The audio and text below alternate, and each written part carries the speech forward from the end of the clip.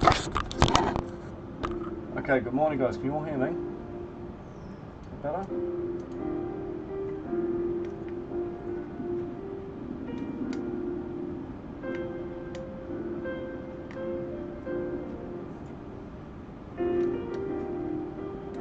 Sure I can do something like that.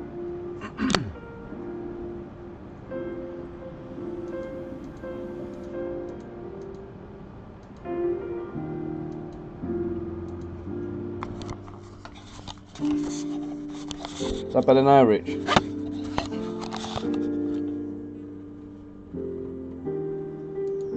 For some reason my actual microphone's not registering, so I'm having to use my my webcam like a microphone. Is that alright? I've got it clipped onto my neck of my shirt.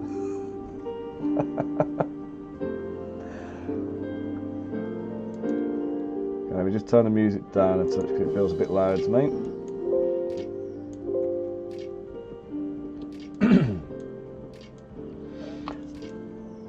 Okay, wicked. Right, so I've got my hot brown morning wake up potion in hand, so we're ready to start. Okay, so it's been a while since I last streamed, sorry. So for anybody who didn't see the notifications on the Discord channel, I've had a bit of a secret squirrel commission going on. It's paying very, very well, which is very much needed and appreciated at the moment, but it's been a hell of a lot of work, and it's been stuff that I'm not allowed to show or stream or even really talk about with you, so apologies for the absence and the radio silence and stuff over the last couple of weeks. The commission's pretty much finished. I've got a few little tidy up bits to do, but yeah, other than that we're back to normal routines now. We're having a big push on for trying to get cheers for the resub, Rick. Never call you Rick apart from when I read your bloody name on the screen.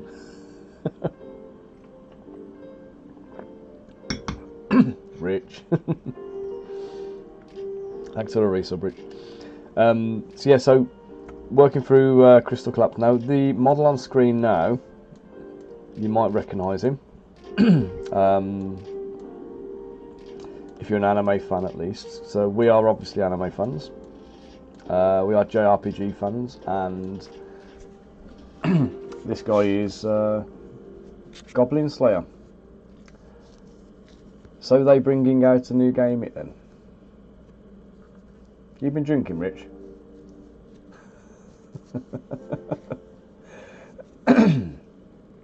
So now this is now Goblin Slayer is going into our Crystal Collapse things unofficially.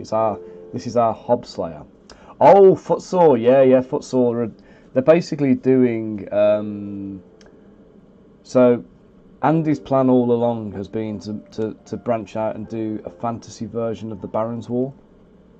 So if you've never played Baron's War, it's a really good historical war game. It's small numbers. It doesn't feel like a kind of a proper historical one, if you know what I mean. You can play it to the letter and do reenactments and stuff with it, but it doesn't feel like some of the games I've played that are historical ones before, where they're a bit of a chore because they're trying to be too close to real life. Andy's come at this from a position of being an actual war gamer. Obviously his background was working at Games Workshop, so he was there when they were doing Warhammer Fantasy and, you know, the early 40Ks and stuff. Mortal Gods is really good as well. I'm speaking to Andy at the moment, see if I can get my foot in the door for when they do the relaunch of that next year. So if all goes well, I'll be doing the sculpting on the mini range for Mortal Gods revamp. Fingers crossed. But yeah, in the meantime, what he's done is he's created an adaptation of Baron's War, which uses all the core rules and everything else, but it pushes it into a fantasy realm. So you've got racial profiles or racial benefits to having like orcs or dwarfs or elves or humans, whatever. So whichever ones you pick, you've got like a something unique that flavours your army. and obviously visually, aesthetically, they're going for a bit of a Lord of the Rings type vibe, with that kind of more, you know, what do you call it? It's not high fantasy, is it? Where it's like, you know, like Games Workshop stuff. It's not that kind of thing. This is like, it's like dark and gritty fantasy kind of thing, so more historically founded, which I think is going to appeal to a lot of people. It's got a real, it's like a grimdark fantasy kind of thing, I suppose, isn't it? Or not even grimdark. It's just more realistic to, you know, if there were orcs and stuff in the Dark Ages, I suppose, is the best way of looking at it. So yeah, so they've done that. I've done the wargs for the orc cavalry. I've got a few more things on my to-do list which will make a lovely little orc army up. So I've got to have a chat to Andy. It might be this afternoon, actually. Yes, this afternoon. So I've got to knock this off on the head about 2 o'clock. Speak to Andy about it and see what he needs. But yeah. So in the meantime, we're doing our game. So our one here. This is Goblin Slayer, Hob Killer. Sorry.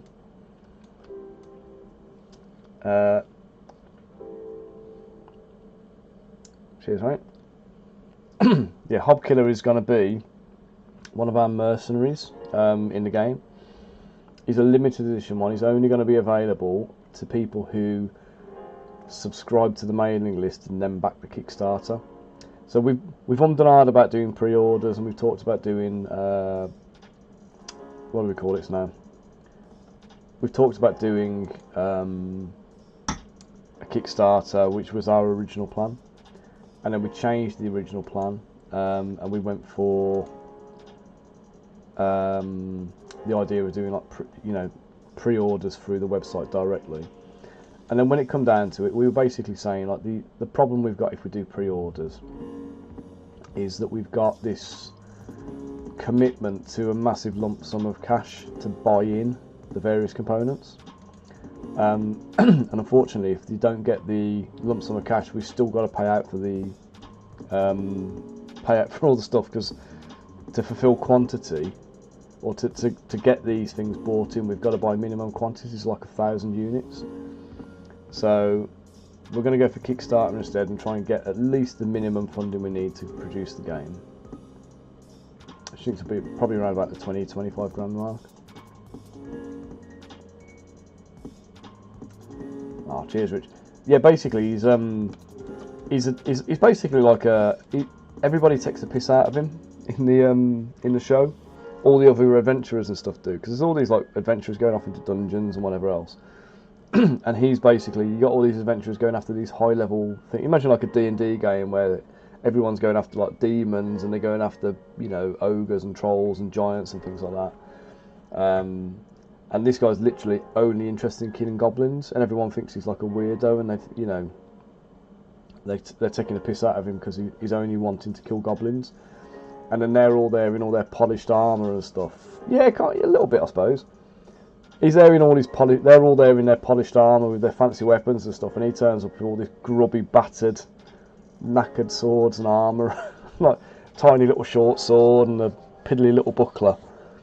But then the reason is because he's tailored to kill goblins, and they live in, like, these, like, little caves, and, like, you know, with short things, like, you know, you got adventurers going in there with big great swords and stuff, trying to swing the weapon around. It's getting caught on the rocks, and then these guys are getting torn apart by these goblins because they're not tooled out for it properly. And then he rocks up and he's like, you know, bang, bang, bang, bang, bang. Yeah, exactly. He's literally a goblin killing machine, and that's all he does, and it's all he's interested in. But the goblins in Goblin Slayer are vicious, and the first episode is really brutal. I mean, if you ever watch it, don't judge it too harshly by the first episode. It's like, it make you sick to your stomach, but it's really, really good. So yeah, so he's going to be our mailing list sign up, Kickstarter exclusive giveaway kind of model. There's going to be another one in the box, which will be like a judge. I think think like the Final Fantasy style judges. We're going to put a judge in the box as a box game exclusive. So that'll come out later, and then for today, I'm going to be sculpting this chap who's just about to pop up on the screen now. This guy is called Gil. He is one of our cat folk from the Kingdom of Giza. Oops.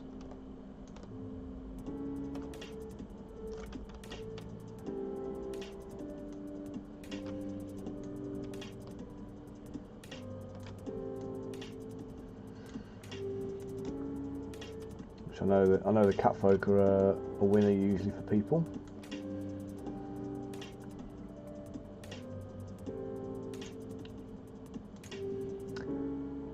So he is the objective for today, to begin sculpting him.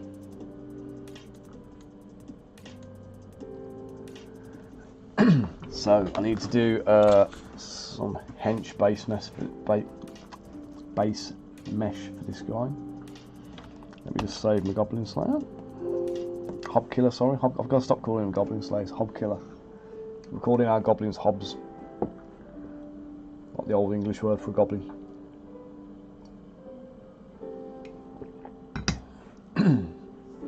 There's actually a place near me called Hobbs Moat, and I like to think of it as a little goblin-infested thing. It's actually just a real kind of like grubby row of shops, basically. I like to think once upon a time it was home to some goblins. I think I might need to do Gil in a different foil, so.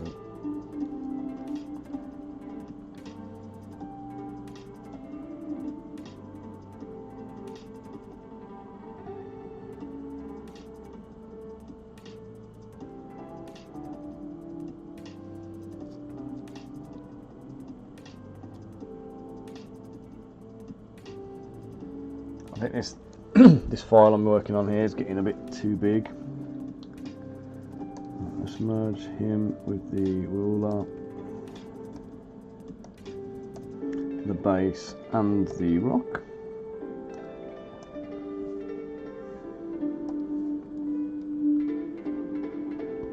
And let's put him in.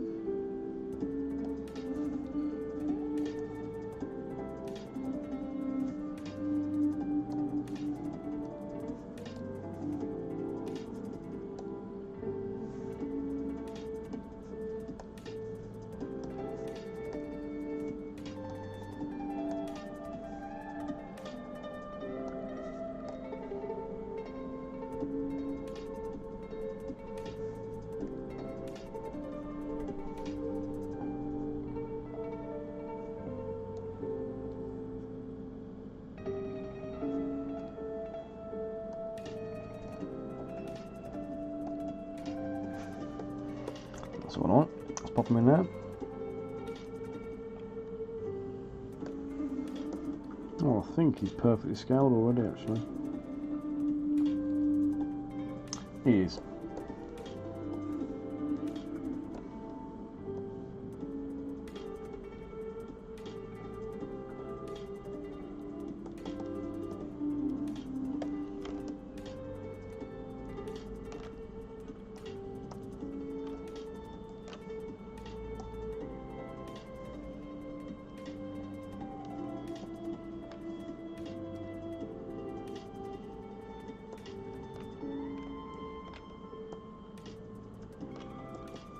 Okay. Right, so we've got we've got a bit of a rework on some of the factions as well, by the way, guys. So let me just explain what we've got here. So the first four models you can see on the left-hand side. This is the starter faction for the Kingdom of Ireland. So we've got Hector the King. We've got Lisa or Lysara. She's the what do we call her now? She's like the Justicar, the King's Justicar. So she's like a paladin. We've got Naggled, who's a black mage, just here. And then we've got Joshua over here, who's like your Dragoon character. If you saw the Discord channel, I'm painting Naggled and Joshua at the moment. So Lysara is finished, Hector is finished, I'm just trying to get these two done, so we've got the whole Kingdom of Ireland painted. Then we go on to the Kingdom of Basalia. We've got Victoria and Noodle. We've got Karada, who's kind of like your leader character. And then we did have Hannah and Fina. And what we've done is we've taken Hannah and Fina and we've moved them out into their own faction. So they're getting Gil, who's on screen now. He's going to be the third of the Catfolk. And obviously we've got Goblin Slayer as a mercenary. Kingdom of Basalia are then going to have a mage called Lily and let me show you Lily.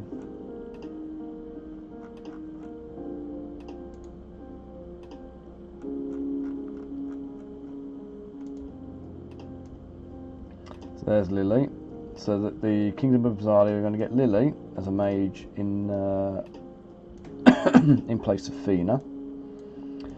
And also, I think I might have showed him off before, but we've got this little, I don't know how to describe him, like a little pig dragon thing.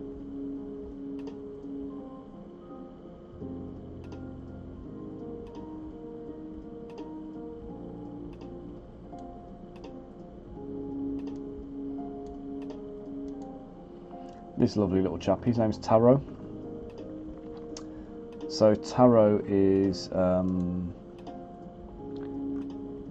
story behind him is basically the cat people used to be human, and they're now no longer human because they've been cursed. And he is an alchemist who basically tried to create a cure for the cat condition thing. Clearly failed, and ended up turning himself into this little dragon boar type creature. So I suppose he's going to be our like Moogle, or you know, like the equivalent of our Moogles and that kind of thing. He's one of our little JRPG cute characters. So he's going to be part of the Kingdom of Giza as well as the big guy on screen. So they're the next two characters to go to that faction. And then for these guys, we've got to add Roland as well, who is Carado's brother. Who I think I've got the artwork downloaded for him, but it's in this zip file here.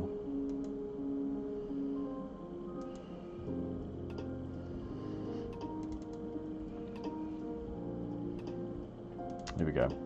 It says Jack on the thing, but it's Roland.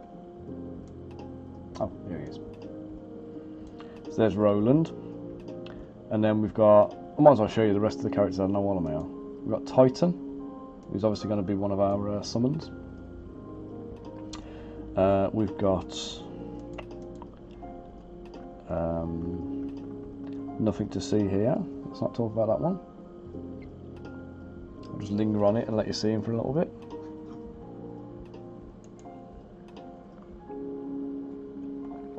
Possibly another elemental. We've got our new game board as well. We've had a new, the mines apparently weren't going down very well when Max was playtesting with people. They wanted something a bit more JRPG feeling, so we've had Alexandro do us this, which lovely little game board.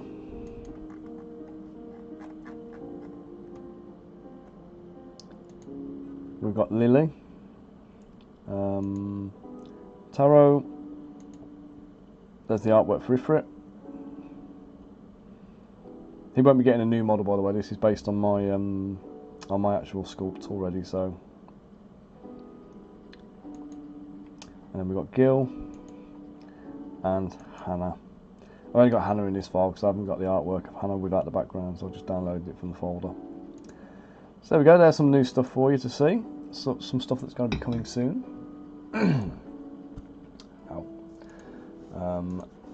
And let's get stuck in here with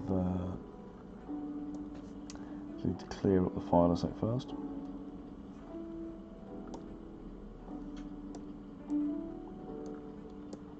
Oh yeah, I did this before, didn't I? This is one of the 3D bits of scenery we're doing. So there'll be a couple of these available. I'm not sure whether we're going to sell these as physical pieces yet, or if we're just going to do them as STLs that you can just download and do yourself. So we'll see you.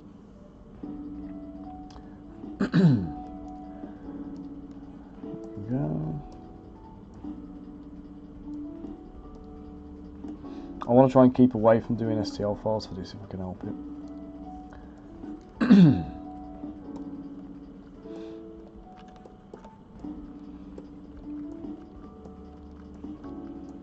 can't remember what I was doing now. I'll have to revisit this though, it's looking pretty cool.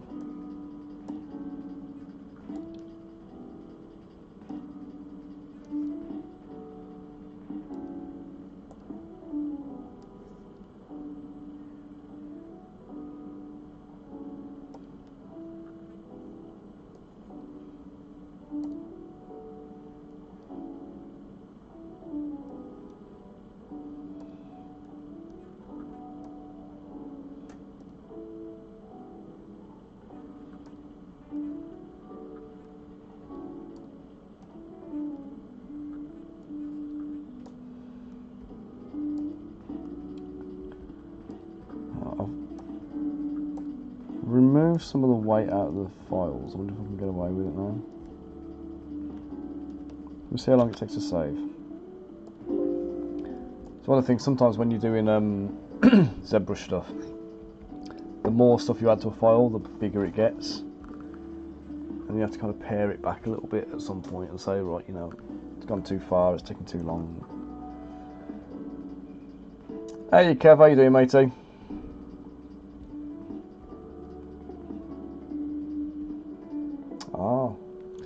Much better, thank you, matey. Well, so much better. I think I've got a groggy throat coming on now after all of that.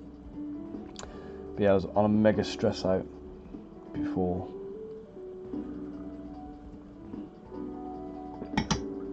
I think I had about the week before, so it was my birthday last week. We went away for a few days, the beginning of the week. The week before that, I was like, I must have had like 12 hours sleep in the entire week. So just trying to get this commission turned around and out, ready for the show it was needed for. It was just killer. It was horrible. I definitely will not want to be doing that again. Oh, at some point as well in the future, we've talked about it, that this is like an early kind of like model of one. We were talking about doing like infantry for the different armies. So this is one of the Kingdom of Giza troops I've made.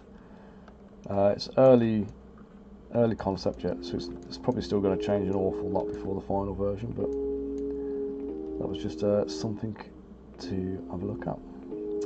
Right, let's go and grab a new model. So I want the base mesh for scale.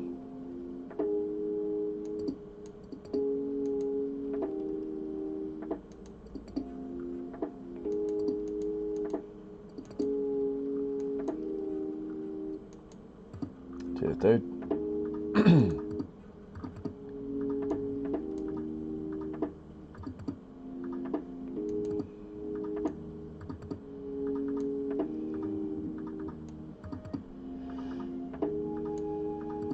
Yeah, no worries, mate. Good luck with going live. Hope you have a good stream, mate. I'll come and lurk on yours as well for you, dude.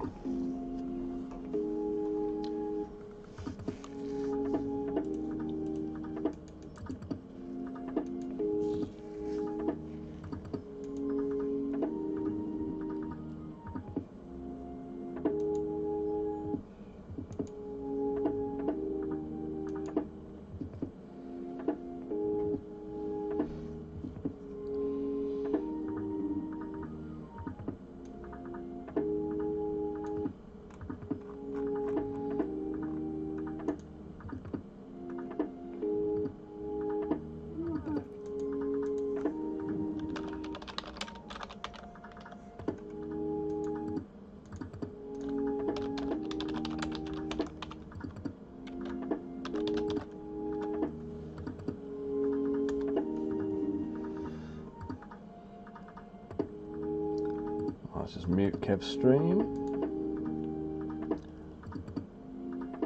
Let's linger alert for him there. Alright guys,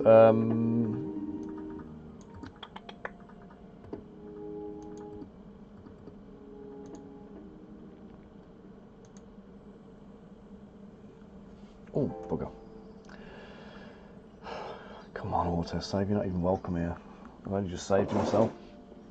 I wish Zbrush would know when you've actually saved, so it doesn't auto-save all the time.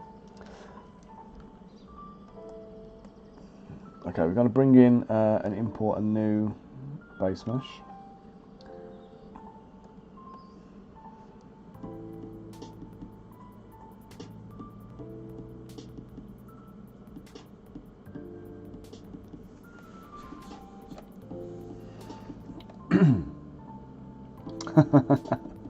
Morning, Bunker. Hope you're doing well, dude.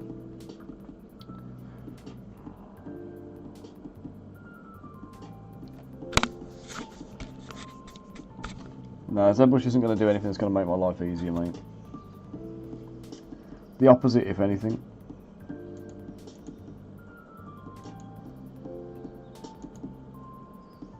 Oh God, I'm just going to switch microphones. Just tell me if this one's better, okay? I'm not wearing this one around my neck now, so...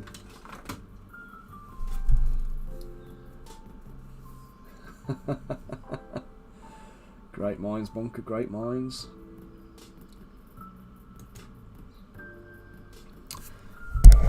Okay then, so what am I after? I'm after my...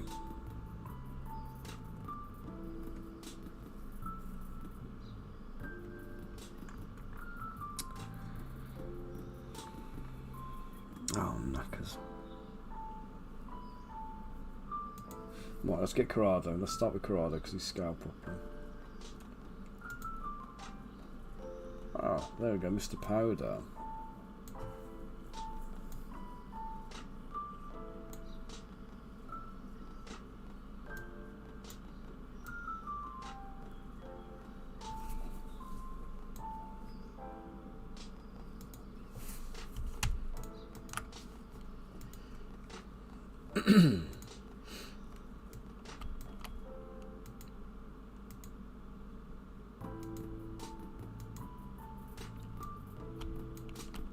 I think the scaling should be correct on that.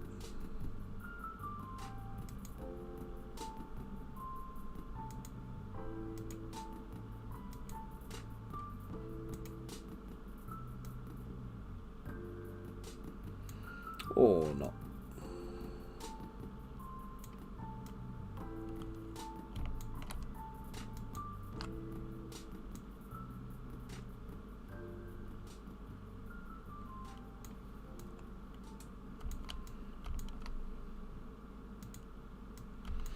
I don't know why I'm worried about this, because he's going to be bloody huge, this guy is.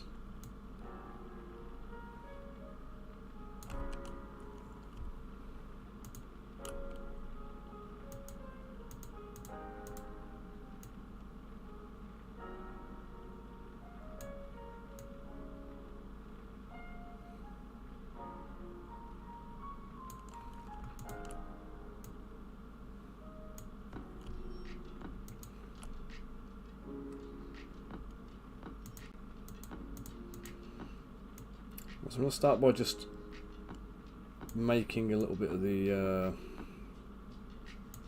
things adjusted, okay?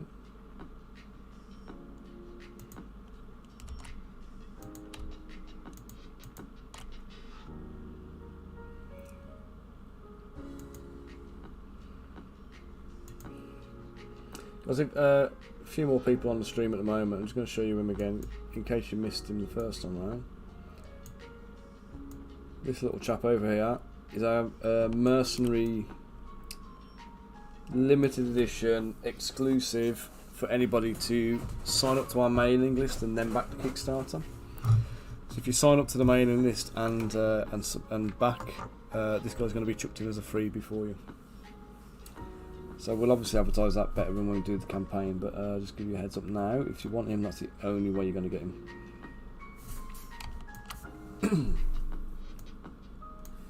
Okay, so back to, was it there? No, because there's enough 13 pieces, didn't I? Oh, damn you, where did I put you?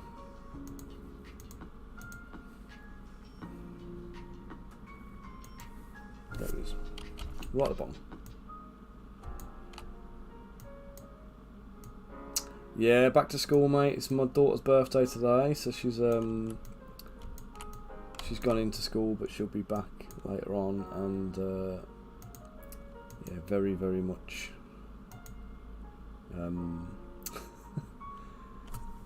very much grown up too fast.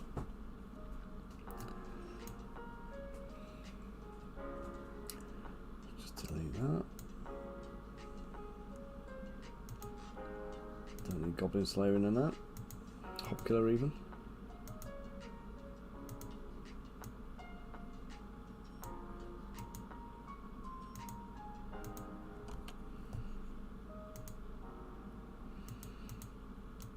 One of the other little developments we've got.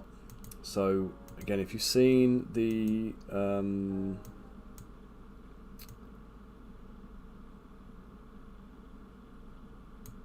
Discord and you've seen some of Max's updates, you will have seen the photos that he put up of the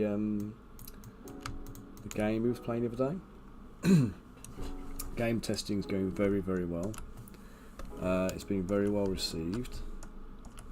Lots of people loving it, which is great.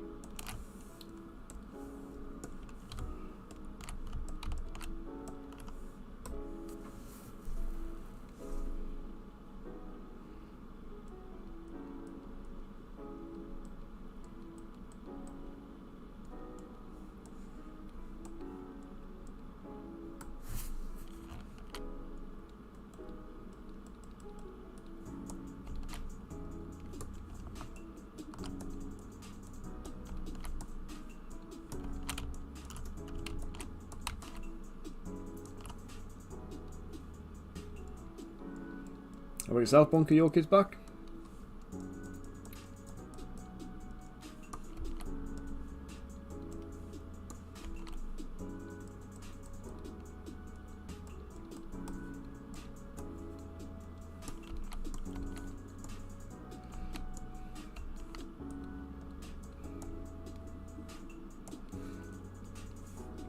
Make sure thicken up his wrists so he doesn't look like his wrists are going to snap.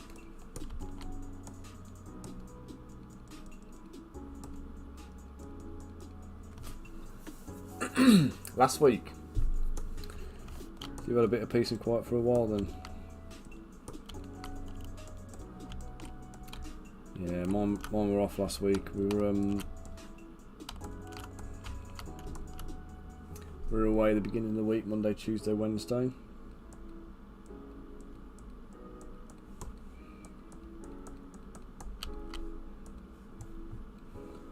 Thicken up his knees.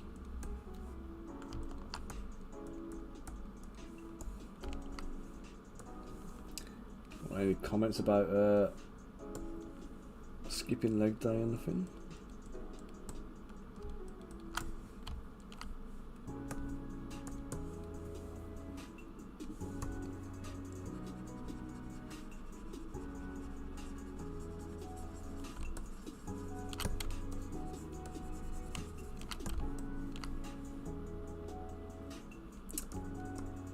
Hey, on YouTube, I've made them myself. I use, well,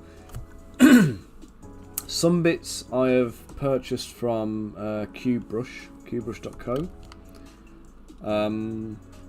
But I've been doing this since 2010. So I've kind of adapted and sculpted all my own stuff. So it's just a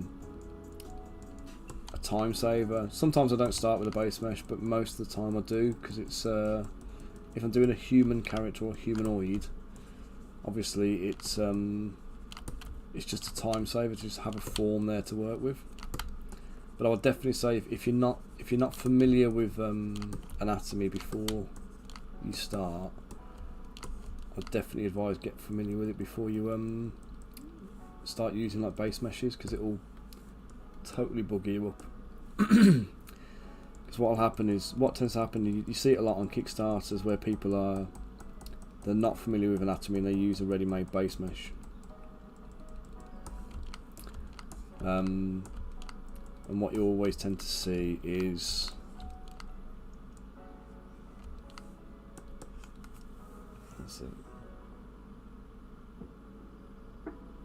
yes, they're my own sculpts.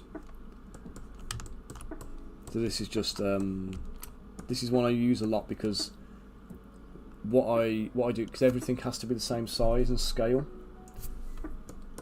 So everything I use is already like pre-sized and pre-scaled, ready to go, so that it's all consistent with everything else I make. But they're only ever a starting point, so.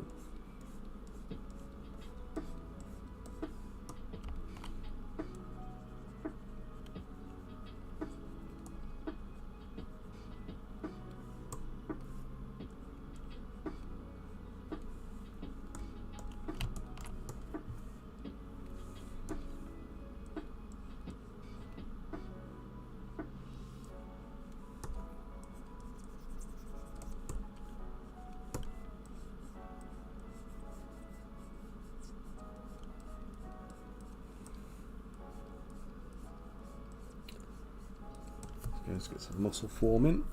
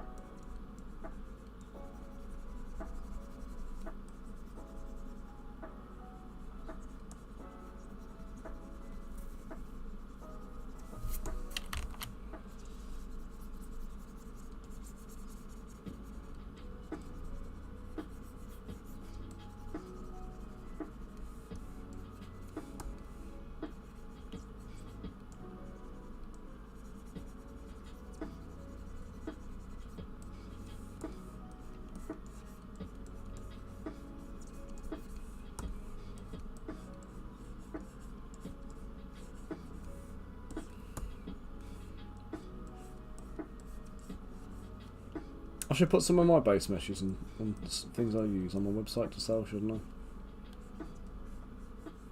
Instead of just selling the finished models, I should put some assets and stuff.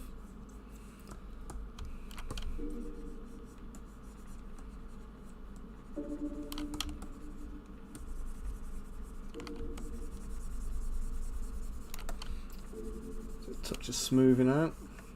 When I'm sculpting muscles, what I tend to do is I tend to try and sculpt in the direction of the muscles, like the muscle fibres. And when I smooth, what I do is I don't want to smooth everything. I want to still a little bit of the direction in there. So you can see the just on the muscles here, you can just see a little bit of direction in there.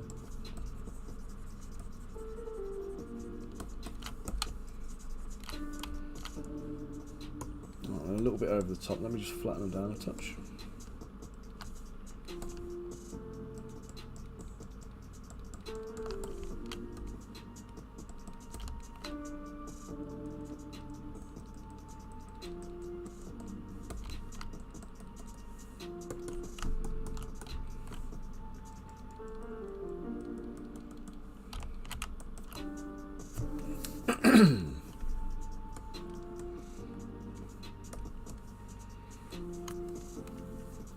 I don't need to worry too much about the lower part of his body because we're not going to see it because the big ass belt there.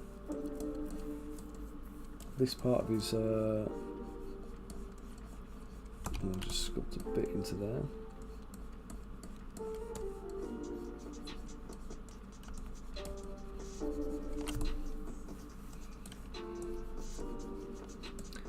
And he's got like a hood, but it looks like he hasn't got a cape, so we're going to see his back. So I do just need to make sure I've got a bit of this back muscle defined.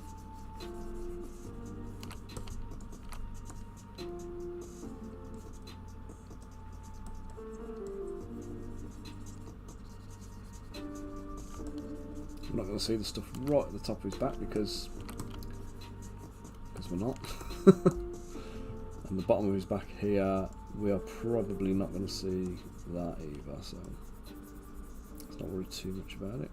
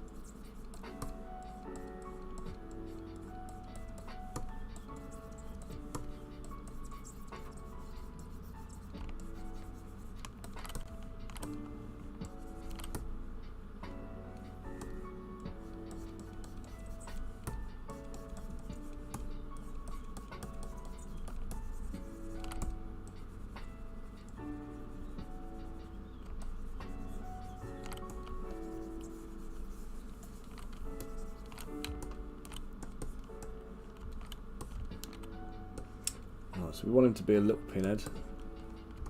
It's a huge hulking body, little tiny pinhead.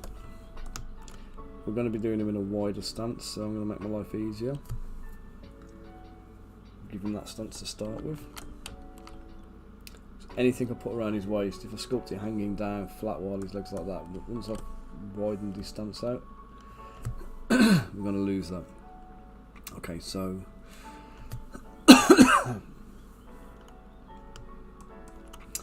don't know what pose to give him, because normally I'd give him a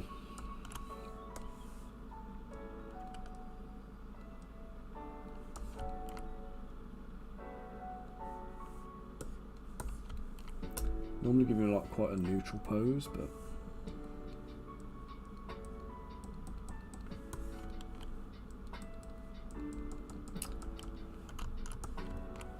we want to be giving a more slightly more dynamic than the artwork. The artwork is designed for these guys to fit onto the profile cards. So the profile cards, obviously there's only a small window of space that we can use for the character illustration. So that's where why the artwork's quite static sometimes. But when it comes to the models, we don't want them to be quite so static. So let me just she's got big furry shoulders, she's got a furry chest. Let's assume he's got a bit of a furry back going on as well.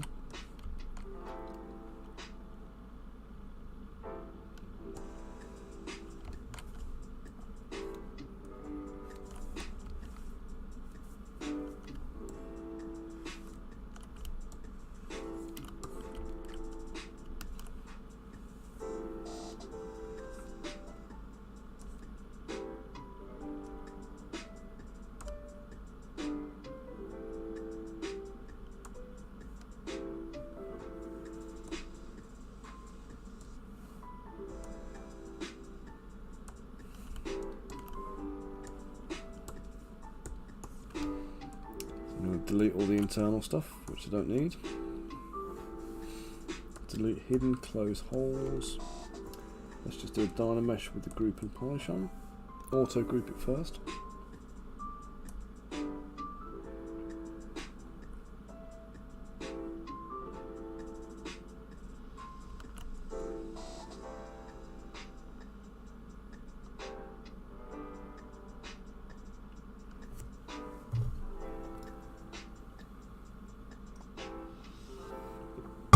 Oh come on, I haven't even used that higher resolution.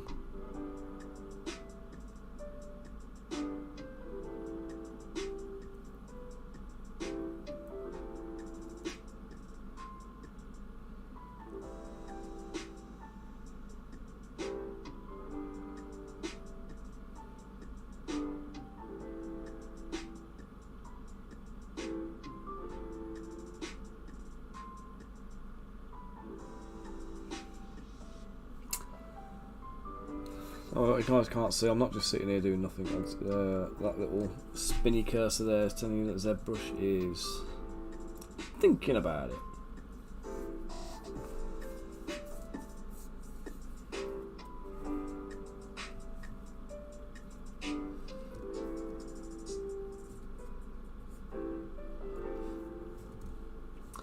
Oh, Zbrush, you little turd goblin. Pull your finger out.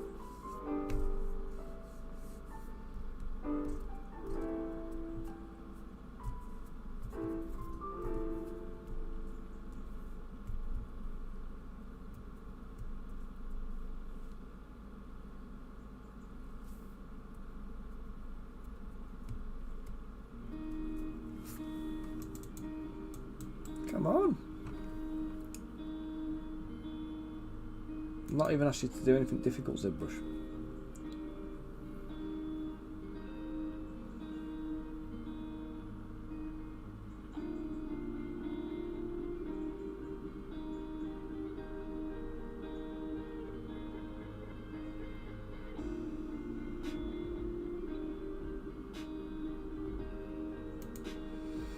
Right, I'm gonna have to kill it and hope to God I haven't just lost everything I've done.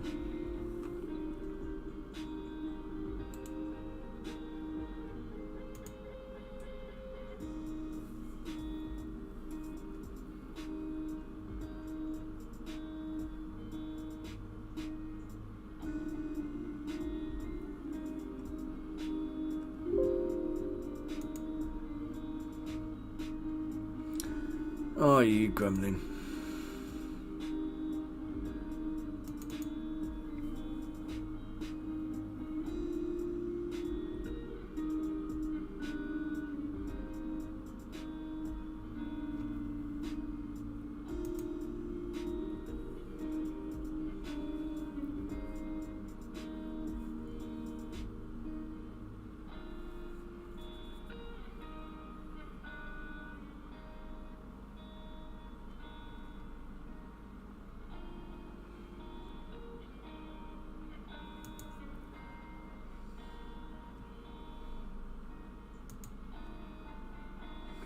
Well, I think the problem is, I think the file's too big.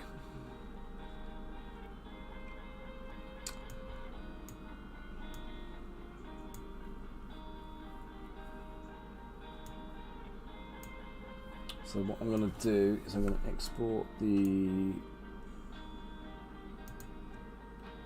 that one.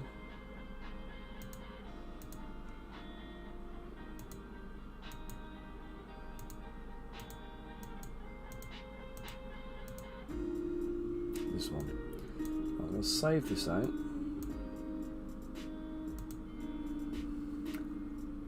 Mate, it's my fault this is, because I'm trying to keep it all in one file just for ease of access, so I can flip between things and cross-reference scale.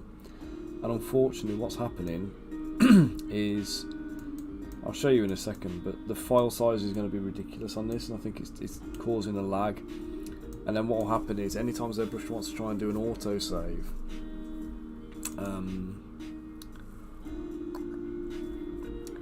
it's going to be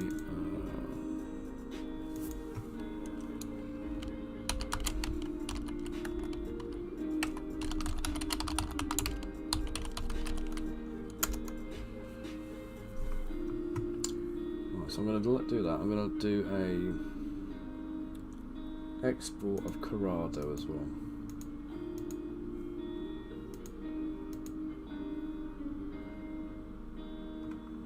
If I haven't already got him.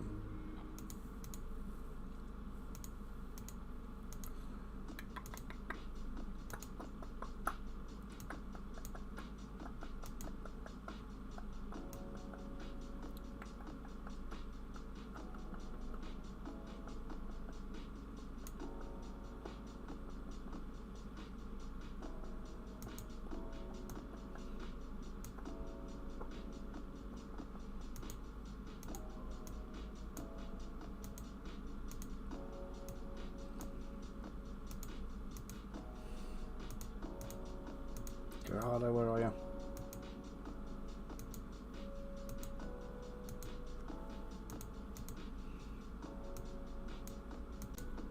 There, right.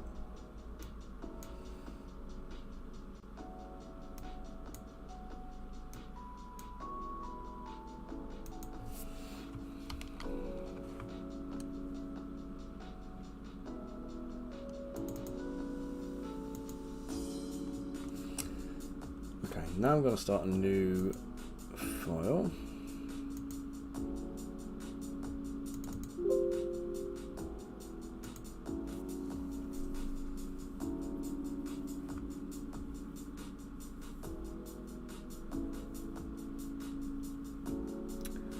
I was just going to mute you a second. I've just got a call coming in.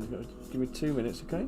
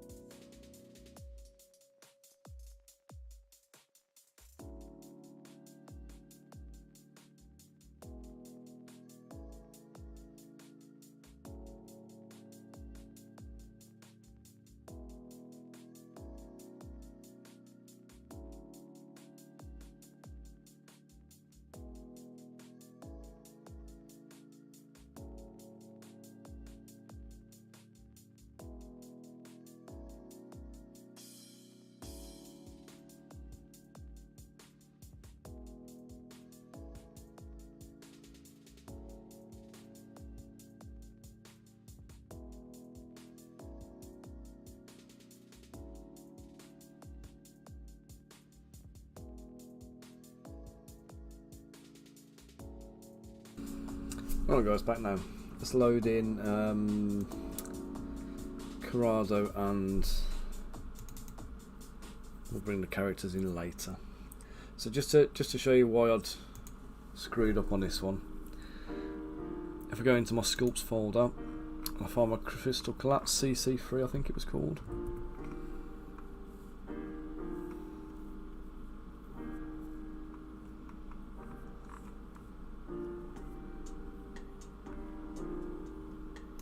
Yeah, Crystal Collapse 3. So Crystal Collapse 1, when I did it, was 3.6 gig. Crystal Collapse 2 was 5.5 gig. And Crystal Collapse 3 had built up to 6.1 gig. Any of them are too big, really. You see, most of my files here, if I do a single thing here, so like the Barb Devils file was just under a gigabyte. Battle Mage, Bear, they're all quite small files. Bearded Devils was a big one, and that was 1.5 gig. And then I get these ones where I start doing loads of stuff in one file, and the file size goes up. Once it goes about past 3 gig, it starts to become a bit unwieldy. So for my Crystal Collapse one to have got to like 6 gig is stupid. I should never have allowed it to get there. So I'm going to have to sculpt all of these new ones now in a separate file. So here we go. Okay, so I obviously don't need Corrado as Corrado, so I can take away most of the stuff. But what I'm going to do is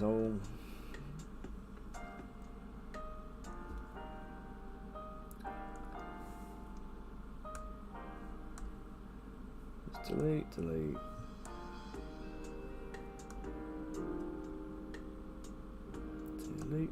Delete. Oh shit, I've got no legs.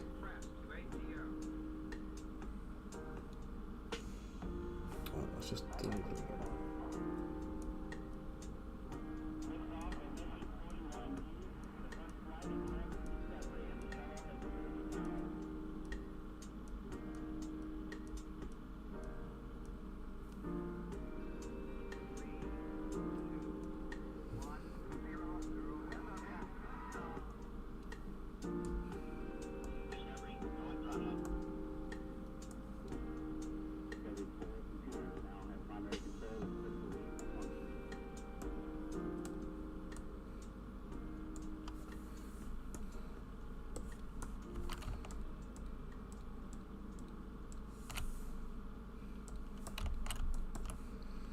Right, so we're obviously starting with a far skinnier version of this character now. Let's get perspective turned off. Let's get his proportions back to where they were. Okay, so this is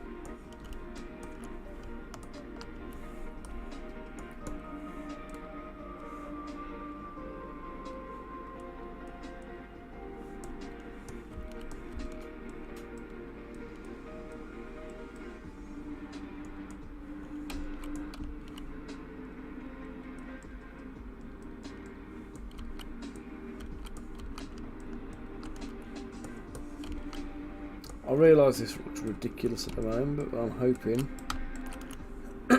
I can balance him out by reproportioning the arms.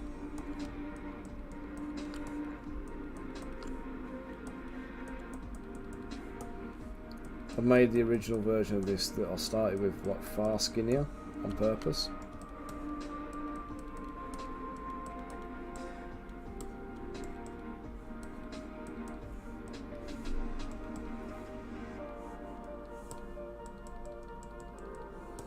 I'm not looking to get this perfect by doing it like this, but I want to give myself a decent base to start with.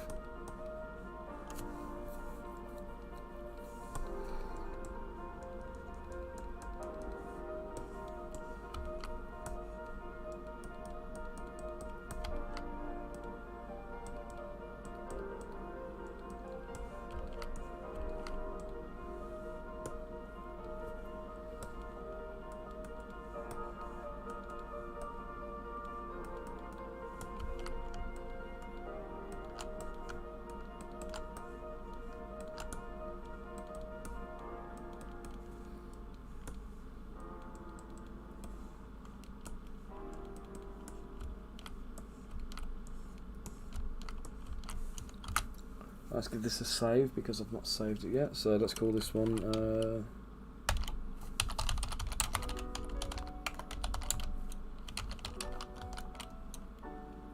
Let's call it Crystal Collapse Giza.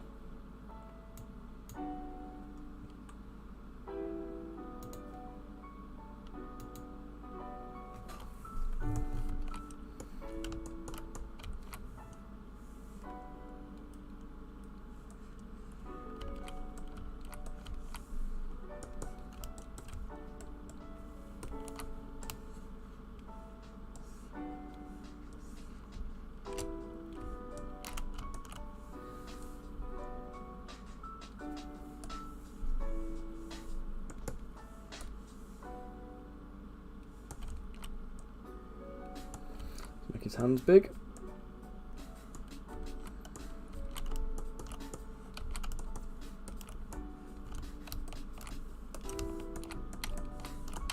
Let's do him. Let's do leg day for him as well.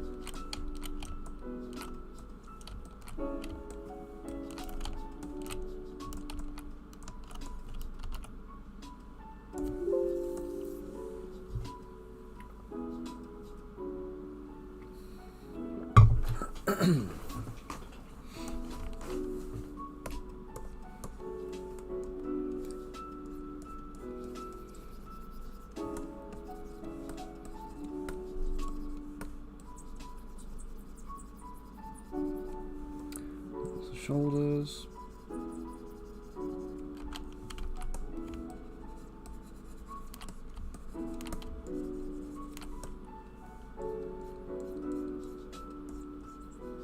Biceps are fine. Let's just sort out the triceps on this guy. Triceps I tend to go in a little inverted V. And I sculpt left to right going that way, and then left to right going that way.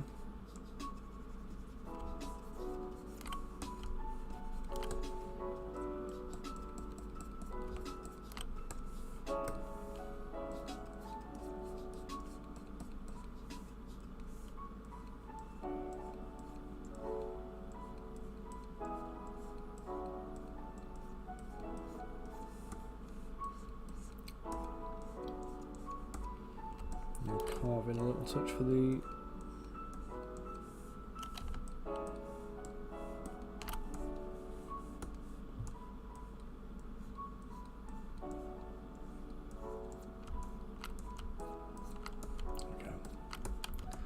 happy with that. Right, let's thicken up his forearms a touch.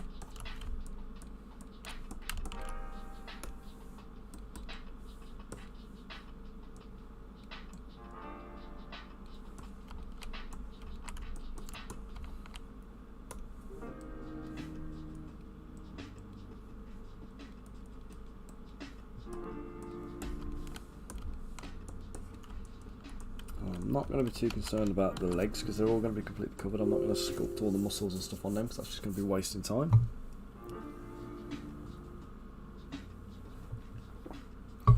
Right,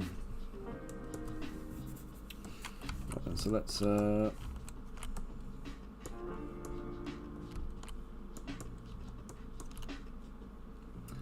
that fur on.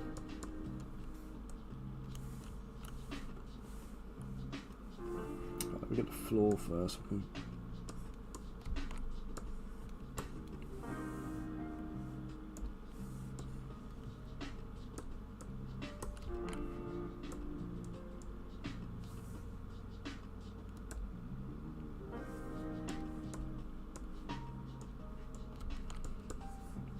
Right, so I know 600 is a reasonable mesh density.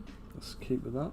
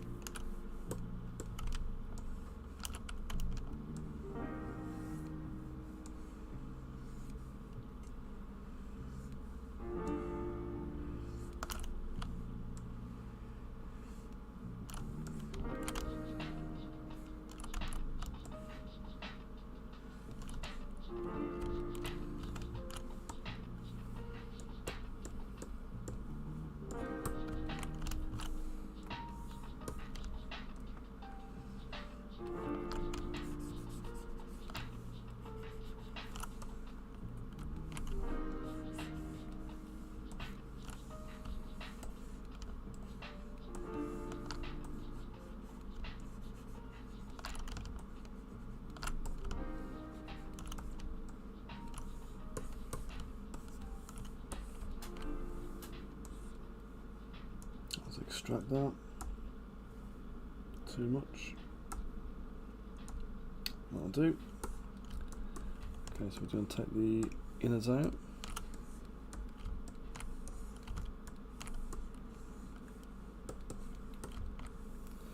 delete hidden, close holes. Auto group, which gives us 3 masses, each for shoulder and chest. Group and 600. Okay, now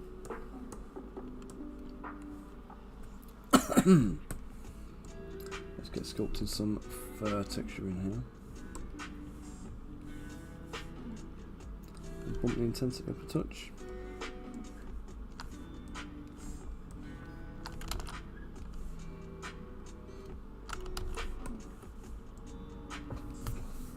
So I'm going to do some structure first with the build-up brush.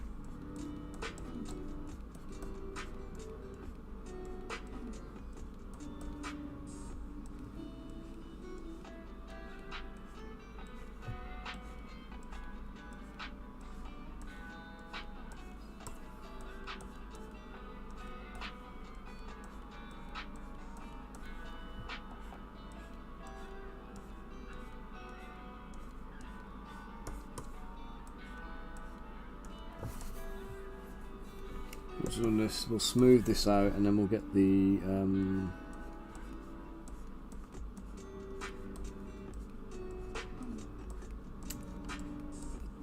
orb cracks brush in there to put some stranding in.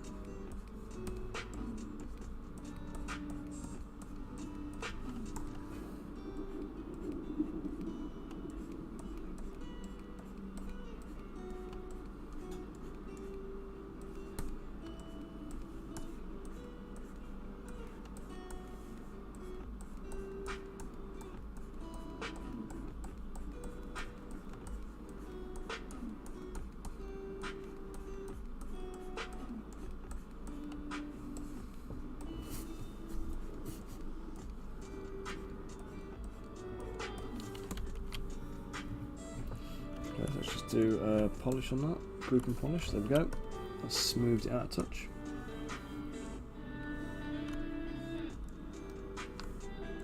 Boost the intensity, reduce the draw size, let's get some stranding going on.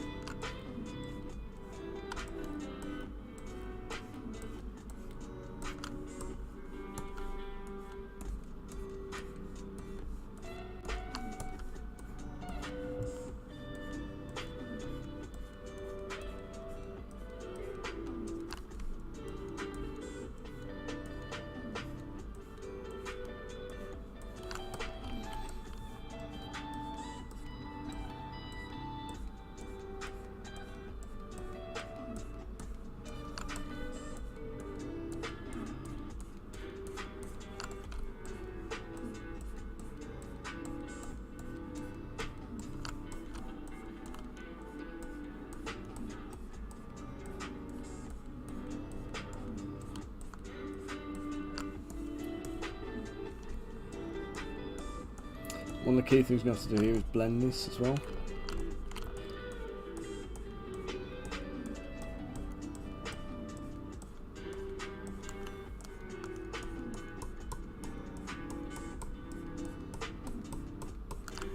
Most of that's going to be covered, so I'm going to stop there on that bit. Do the arms here now.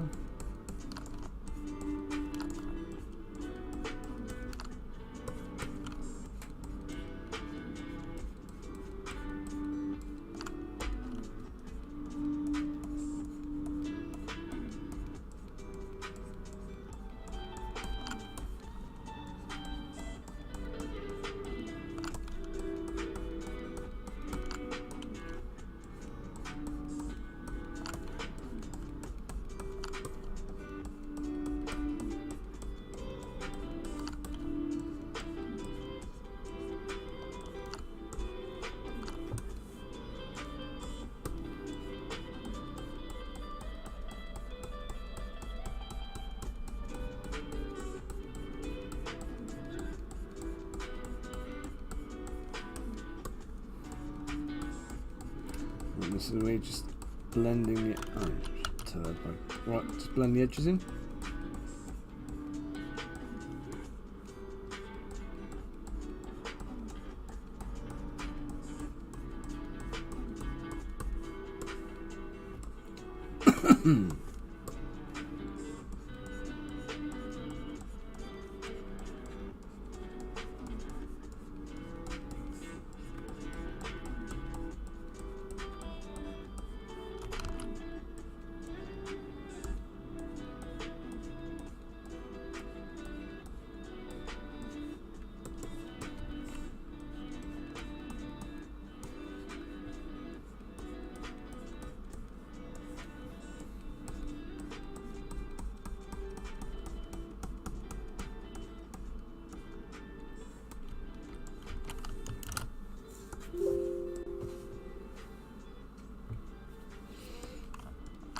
sort his face out.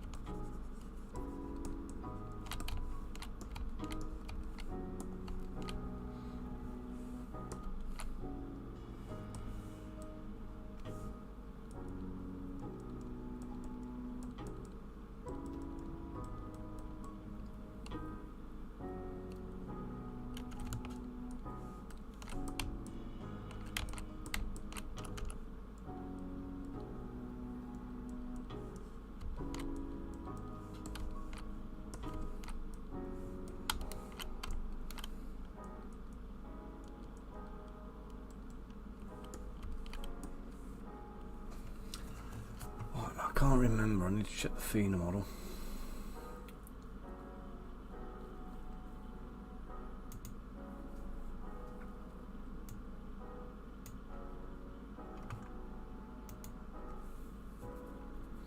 So I didn't have to do it on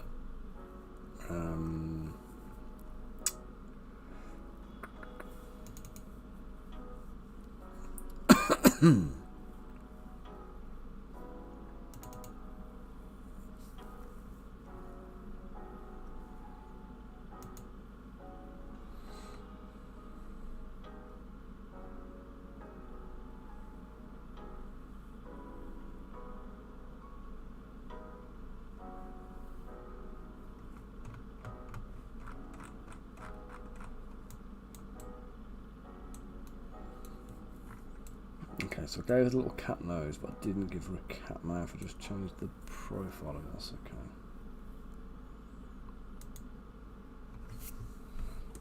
Actually,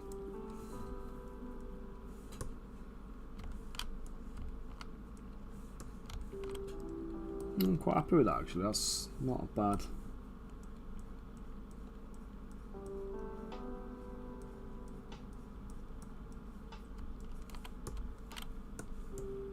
Not a bad look, that isn't. Let's give him.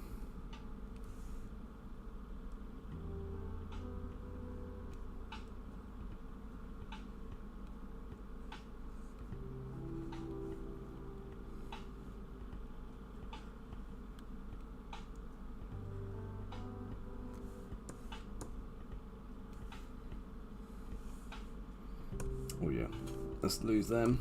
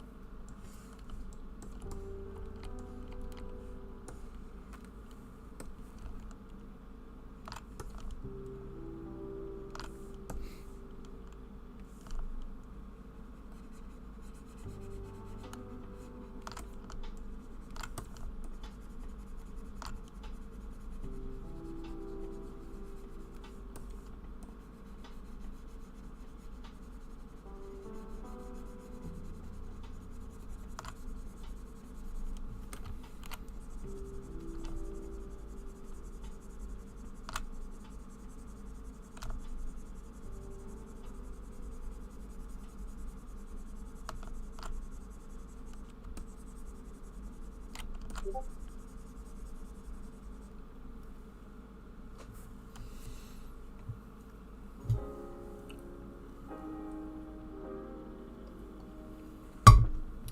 then, let's get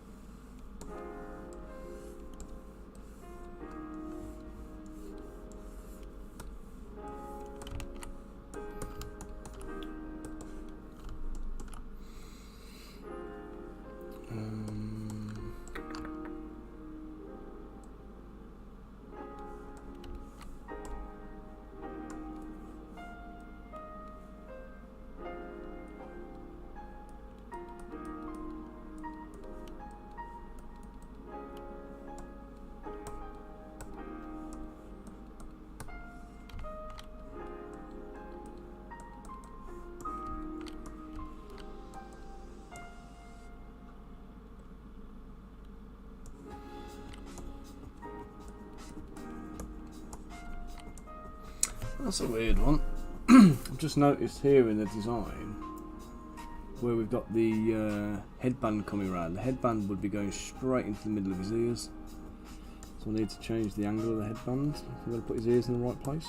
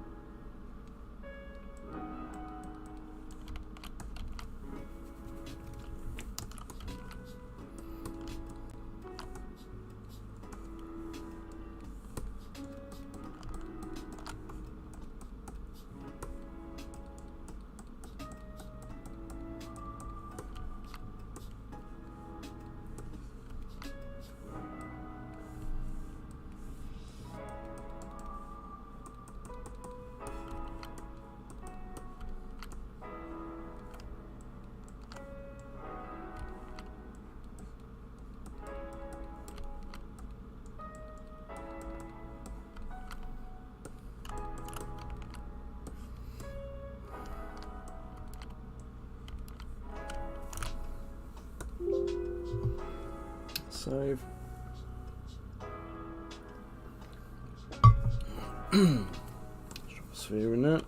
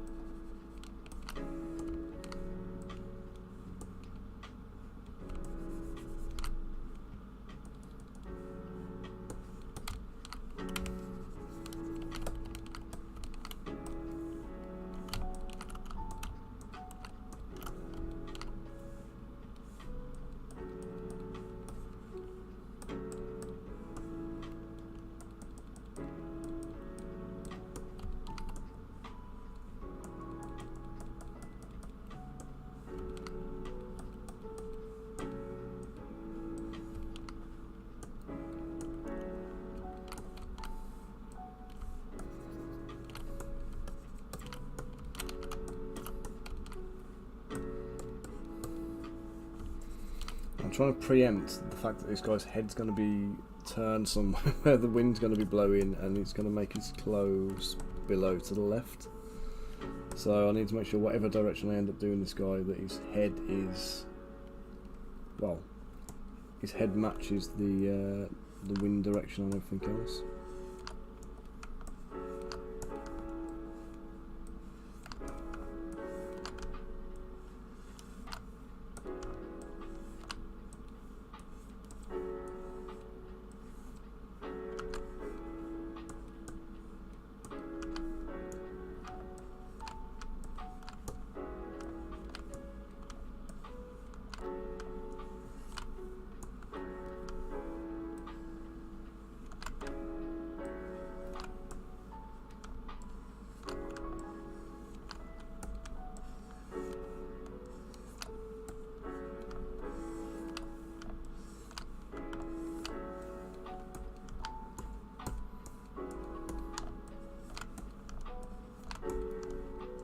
When you're doing hair, you don't want to fall into the trap of having all the strands going in exactly the same direction.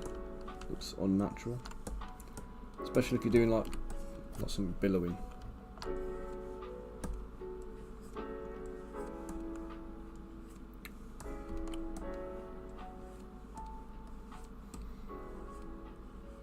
When you have these strands here like this, don't be afraid to kind of like carve into them, cut through either, because obviously it creates like a weave and a kind of a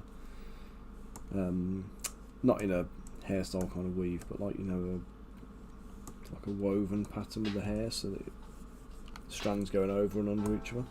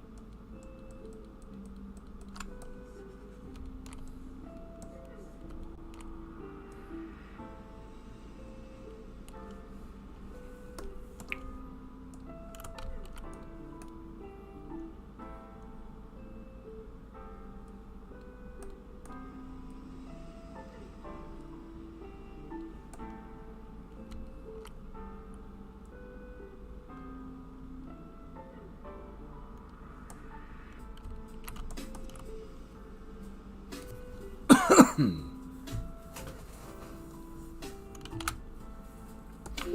happy with that. Make sure I save it.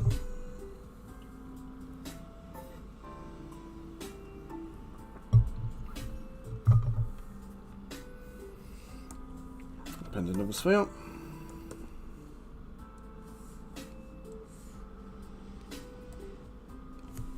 You probably start with a cube as well with these kind of bits. It doesn't have to be a sphere.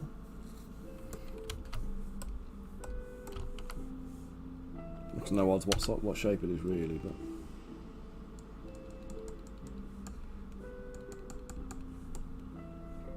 cheers, matey. I've been looking forward to sculpting this guy since Max sent me the pictures. I was like, yes, come on, get in. This will be a cool one. It is one people get excited about because there seem to be a lot of people who are loving the cat folk.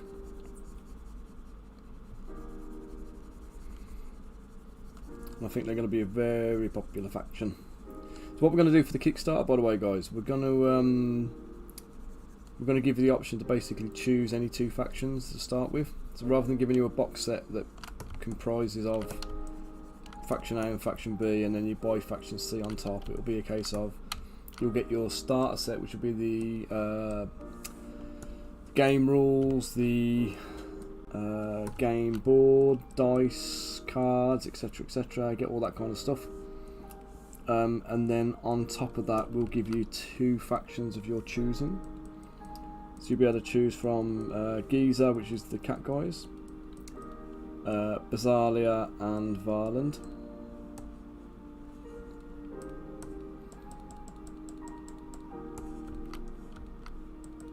And obviously you'll always have the option to be able to add the 3rd faction as well, so it's not like you can only have the 2.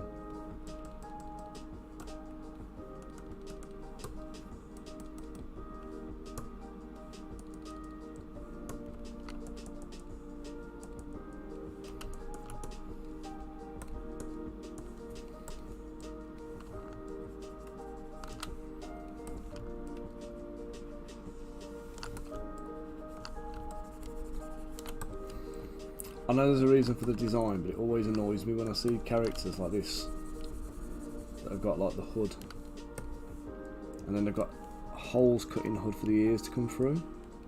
And I know aesthetically it's because we need to show you that they're the cat people, and they're not really the cat people if you can't really see the ears. The ears are kind of critical to the design, but I always think the hood's there to keep like your head dry and whatever. If you're mashing holes into it, not doing its job, is it?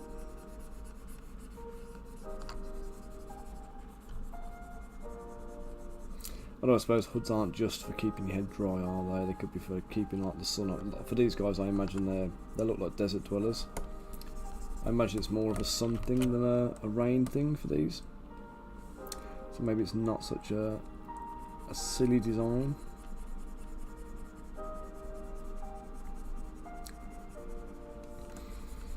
I'll say sometimes you have to compromise practicality for style and showcase sake, which is fine. It's just one of the things you have to do, bear in mind when you're designing models. One of the other things we were talking about earlier, me and Max, we were having a bit of a chat when we were talking about Goblin Slayer. And we were looking at the pose, and originally I'd done a pose and I sent it on to Max and he wasn't keen. And he asked if we could change it to something else. I changed it to the other thing, and it was worse than the original. And unfortunately, one of these things you sometimes find is like poses that look good don't always translate well. So we need it to be a miniature, so we need it to be stable on a base is one of the key elements of what we've got to factor in.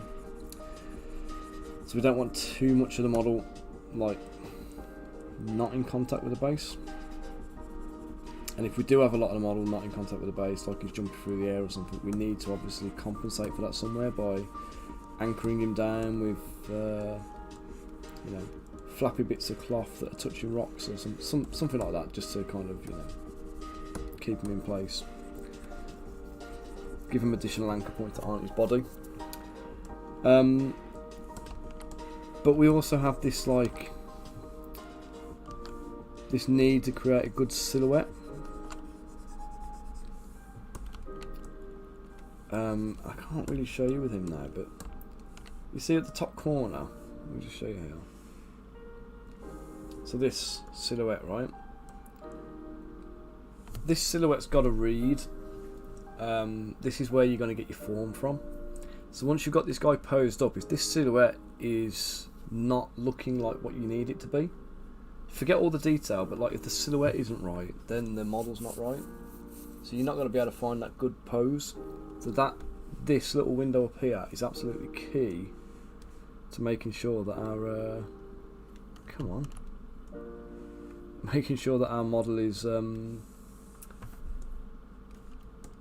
looking cool on the tabletop. So it's not just about the there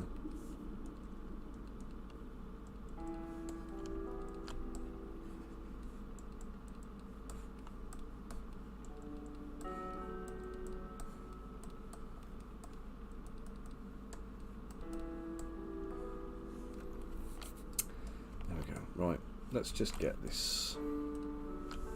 Ouch. Let's do another sphere. You can do this from extracts as well, you don't have to use spheres, but for me I think the way I work with the sculpting and everything else, just mashing everything in just kind of works well for me.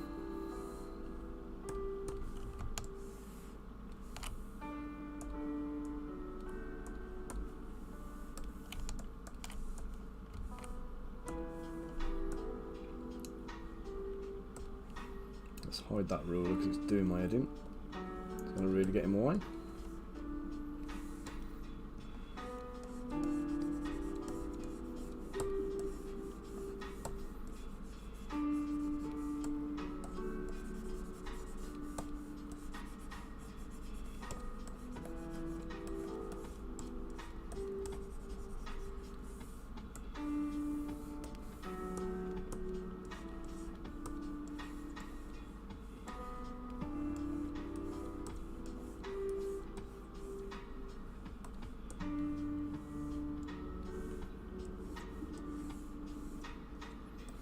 Right, notice I've not got symmetry on here because I'm doing like wraps and shawls kind of thing.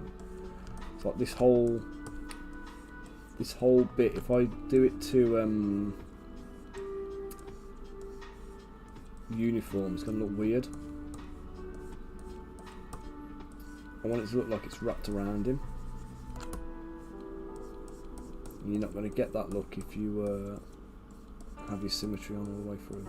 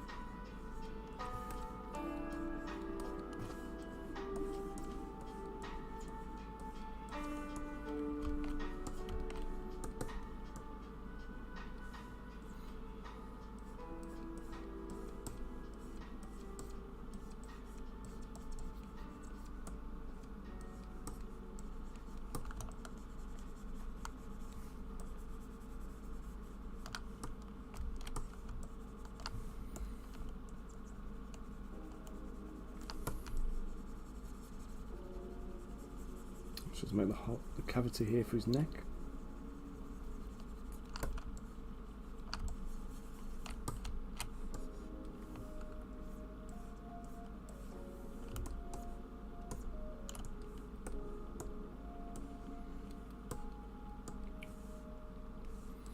I'm going to keep the intensity down here. I'm going to turn the thing off. I'm just going to go and sharpen up these edges.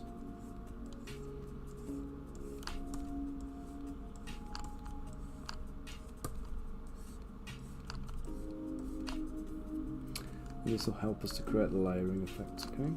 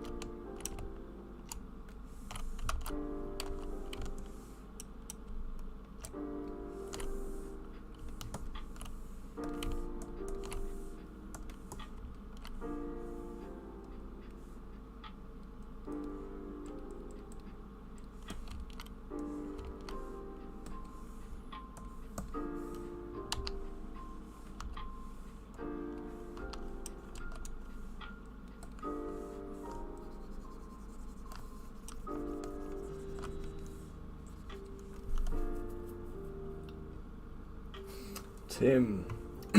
Tim on Facebook. Give me a second, because I just need to run a little Google Translate there, mate.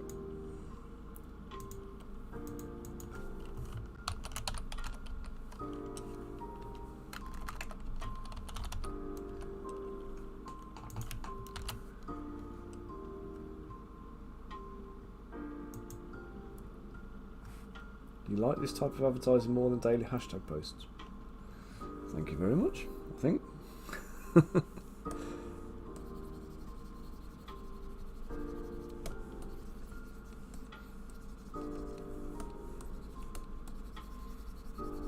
So you'd rather see the product being made than just see photographs and renders and stuff. Makes sense. More enjoyable.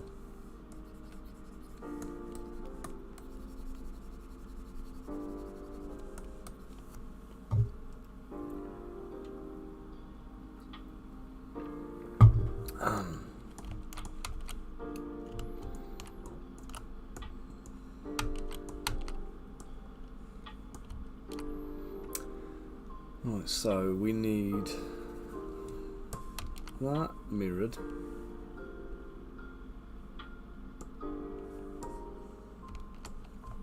Now I need to adjust his shawl. Come on, shawl.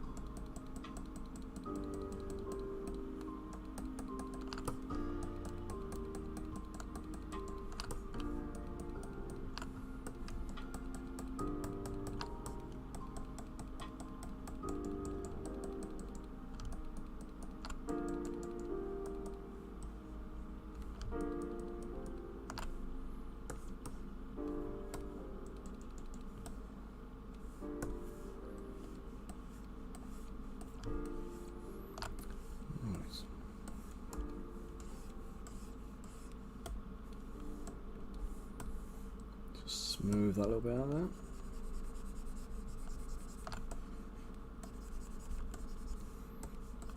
And normally when I do folds and creases, I do come back in with a bit of a H polish somewhere, just to tidy up. It helps to get those nice sharp edges. When you're doing anything that's kind of like a miniature scale, you need to factor in a lot of exaggeration and stylization of what you're sculpting. So you're sculpting a representation of something, not an actual physical exact likeness of it,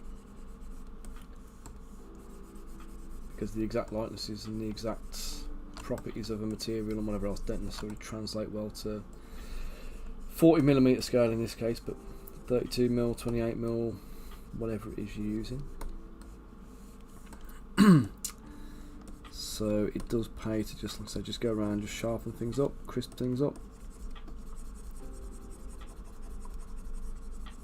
exaggerate your edges, give yourself something nice to paint. You've got to remember as well, when people are painting the models, they're going to be using things like dry brushing, they're going to be using ink washes, contrast paints, and for any of those kind of paints or painting techniques, you need sharp edges, deep recesses, you need a bit of texture on there, but not too much.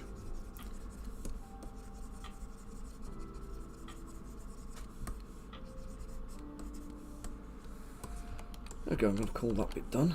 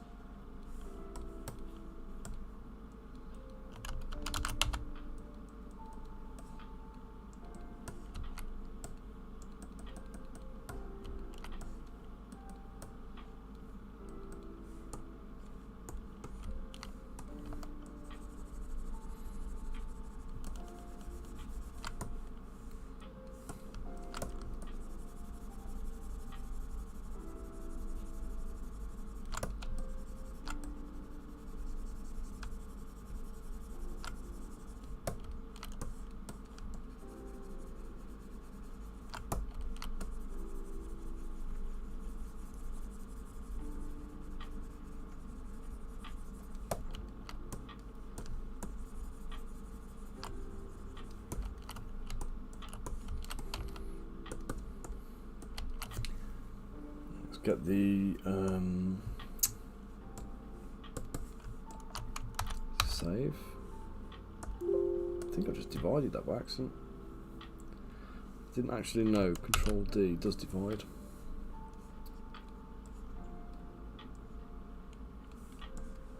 It's because I don't tend to use it, to be honest. Okay, so we're going to thin this out.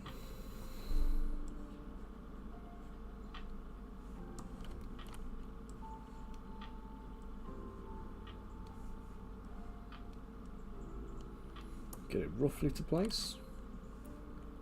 I think that's about the right thickness, give or take.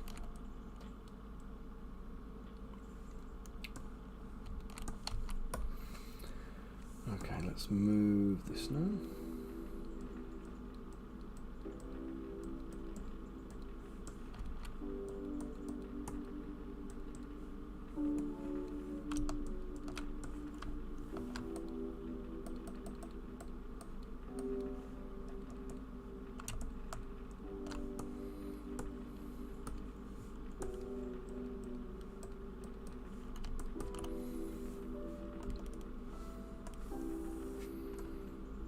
A good bit of Dynamesh and subdivisions. Right, let's just mark some things on here. Let's just do a little, that's my starting point.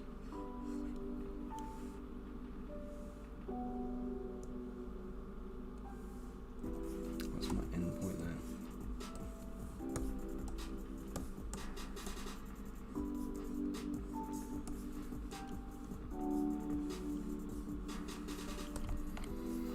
Right, first thing I'm going to do is bump up my Z intensity. I'm going to put the draw size down a touch. Then we're going to go for an increased lazy mouse radius, and I'm going to just do a perimeter around this.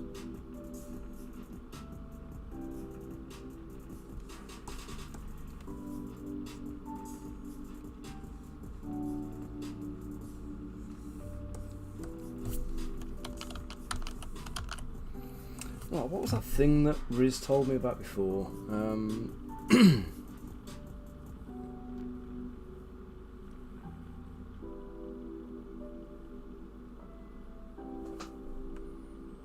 wasn't morph target, it was something to do with depth.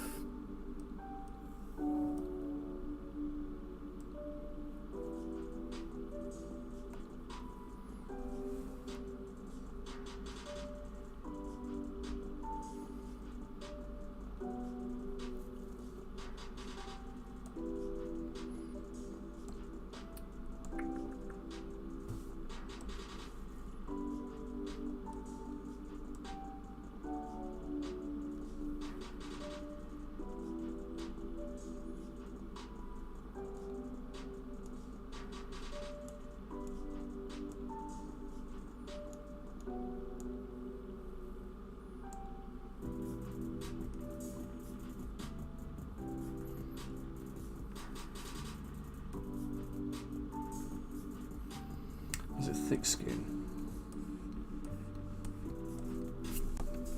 Yep, it was.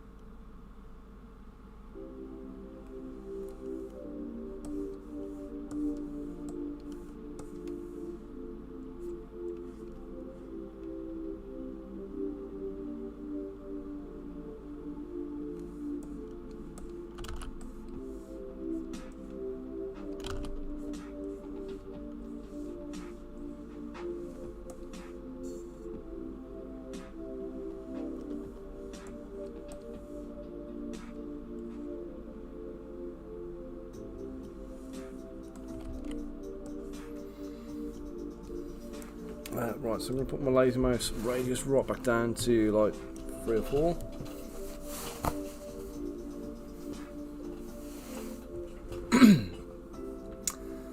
Well, let's do some patterning.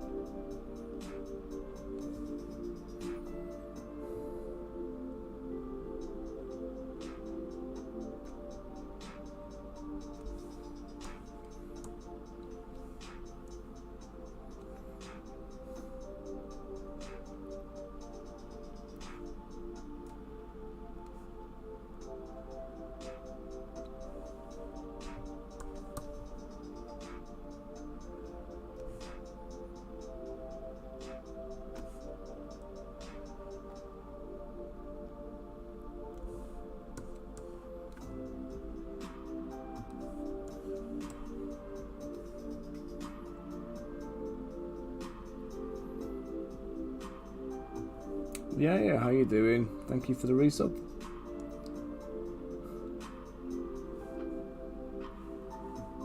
Yeah, great holidays, thanks mate.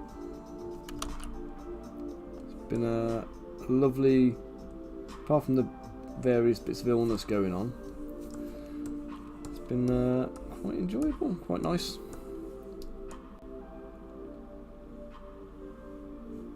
How are you doing anyway?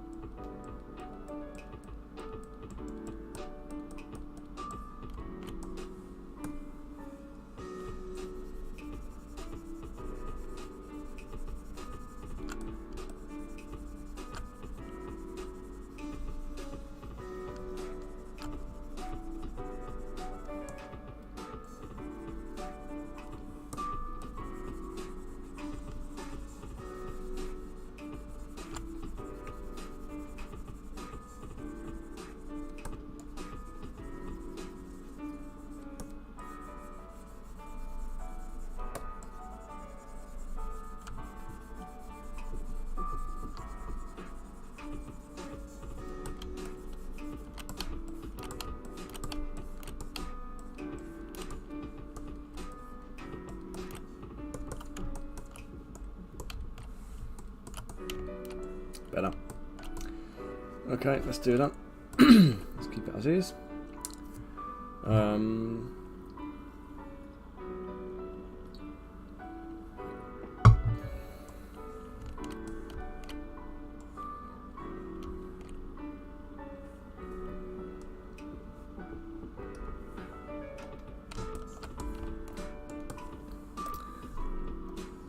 Just count how many cylinders and spheres I can actually get into a single one. I feel like it's all I ever do.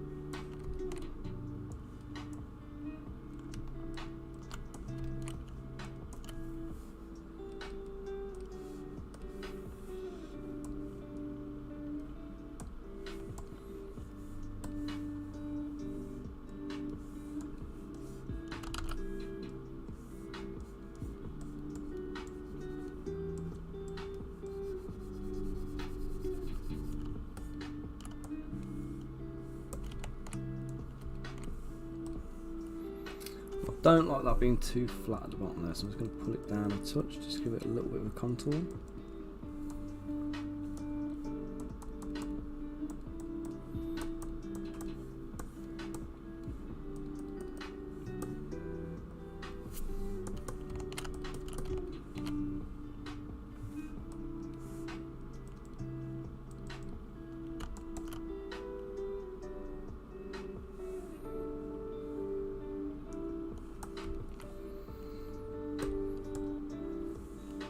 I'm going to give him a little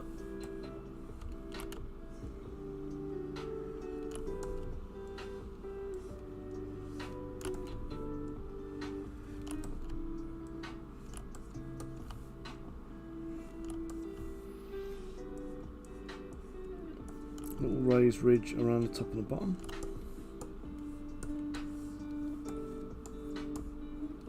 Now that symbol on his belt, I believe, is the symbol of Giza, which is the like the kingdom sigil.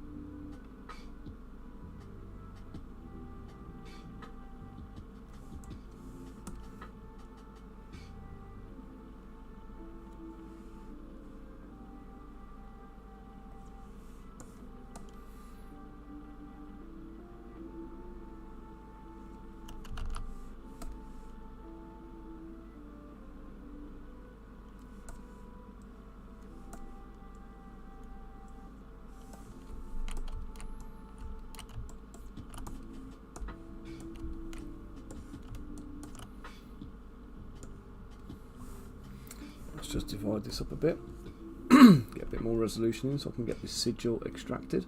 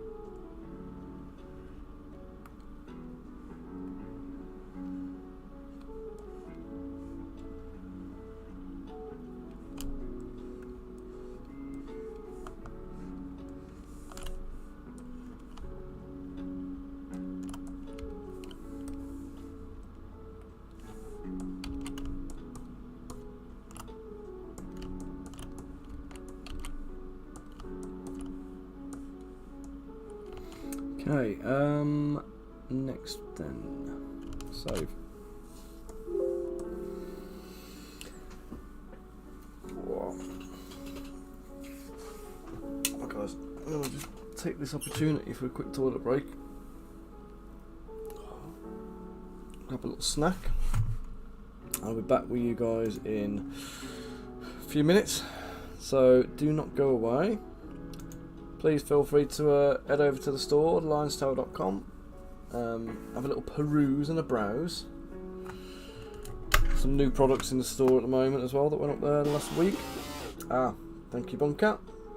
There you go, guys. There's a 25% discount code for everybody in there. Yeah, rocking up just as I'm about to go and have a break. Sending creature heads to a casting facility. That sounds very interesting, mate. I'll send some pictures over on that. Are these the ones that are going on the bracelets? Are they? I think the ones you showed, the dragon one, is it, or all of those ones? Can't wait to see these things finished. They're gonna be well good.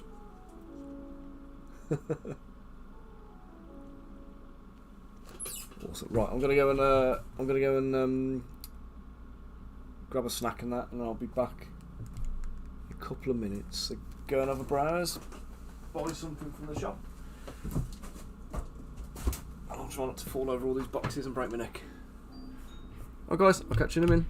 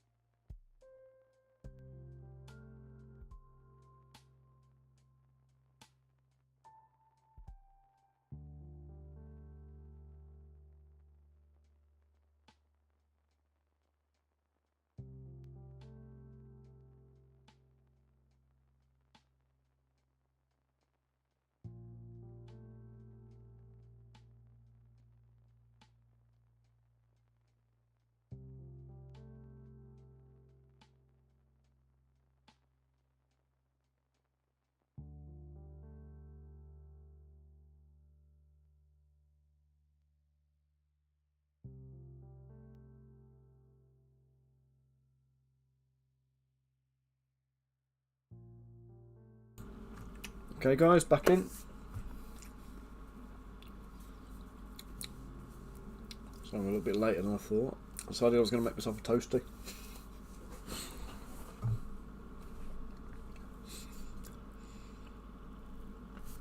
I skipped breakfast this morning and I was a little bit too hungry to just carry on with a biscuit. Right, back onto Gil.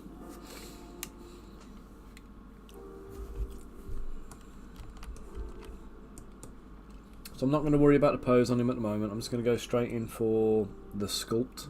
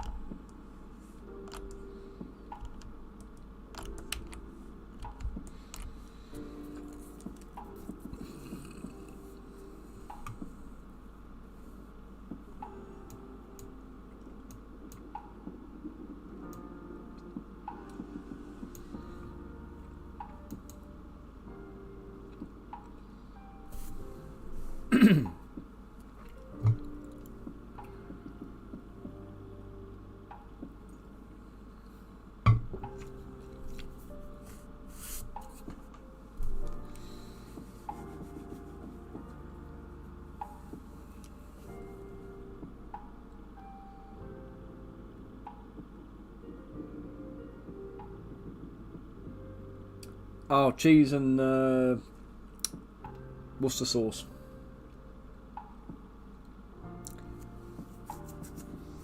It's nice and quick and easy. Straight in the frying pan.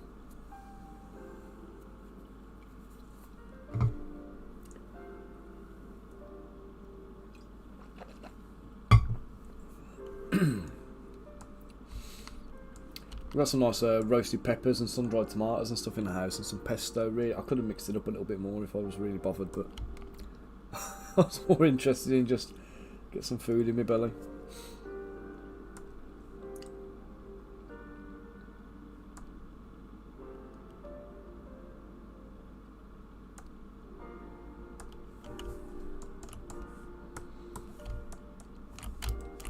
We've got a toasty maker, but it's like, you know, when it's like what do you call it? The clean up afterwards. I can never be arsed with it. At least with a frying pan, it's easy to clean. The toasty maker, you get all bits of melty cheese go into the nooks and crannies and stuff. You know, the old Breville type one. Can't be bothered with it. What you got for lunch today, Bonker? Fancy pants.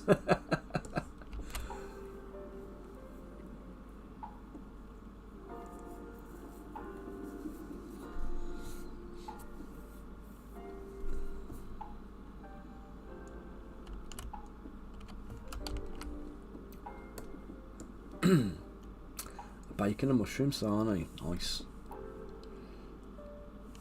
Very nice, mate. Very nice.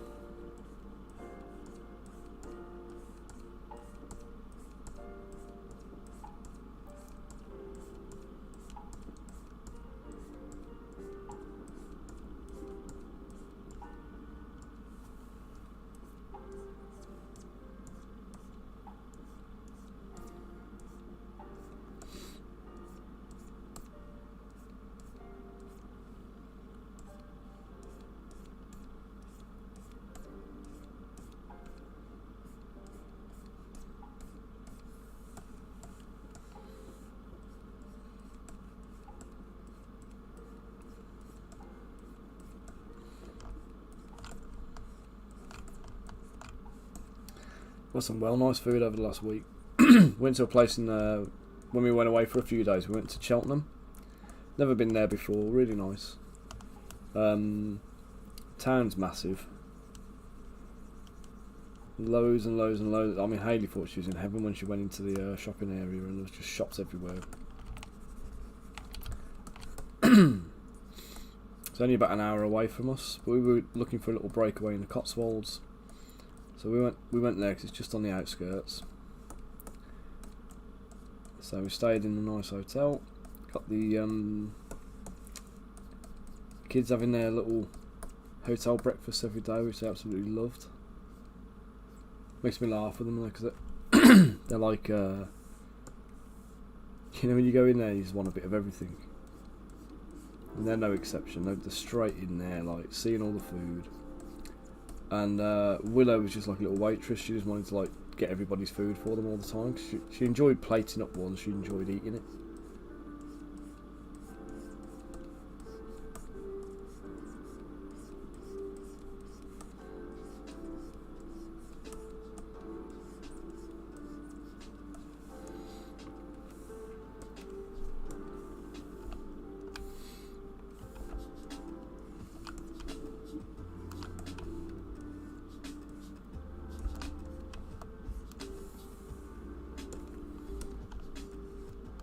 Funny though, because at her parents' evening recently, the teacher says that she enjoys like when the teaching assistants aren't there. She enjoys kind of like being the teaching assistant. So like she goes around telling the kids what to do and like, you know, helping them with the lessons and getting things set up for her and all that kind of stuff. So she definitely wants to be, you know, the boss, the helper. Yeah, that's what we did for my birthday, just to kind of like, rather than just getting me random tat, decided we were going to go away and have a little family break. We left it proper last minute to book it though, because we were so busy with all the work going on and everything else.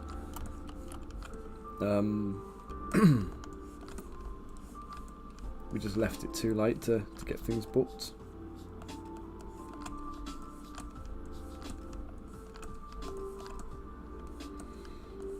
So yeah, we could have done with a little bit of better planning.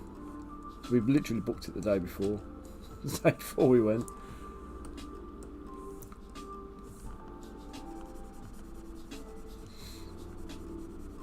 We went to a nice little restaurant down there called Hub Box. They do like burgers and stuff, but it was quite refreshing because like all the stuff we've got around here is like quite dull. But this was a burger joint with like a bit of a Korean Korean thing. It's like they had like burgers and like with like kimchi and stuff like that, and a lot of the flavours they added to the food were like Korean flavours. I've decided I love Korean barbecue sauce as well now.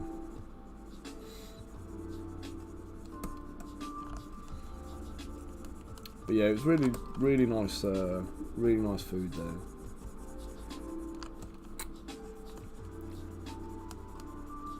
There was one place called Mowgli's. We never went in it because they didn't have a kids menu. It was like more adulty thing, and like the place is like lit up with fairy lights. And all of the seats in there were like swings. So it was a weird. It was nice, but.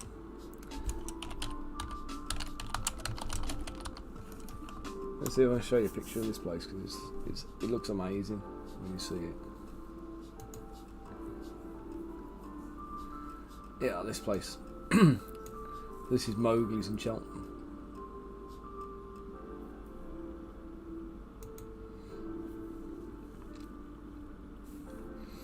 But they've got, you can see it very well in any of these pictures. Here. This is the chairs, this is the seating. So you've got like these like swings, basically. Swings instead of actual chairs. They're tethered to the floor, you can't actually swing like that. You walk past and it's just all fairy lights and it's you know, literally just lit up with twinkly fairy lights and stuff. It looks beautiful from the outside.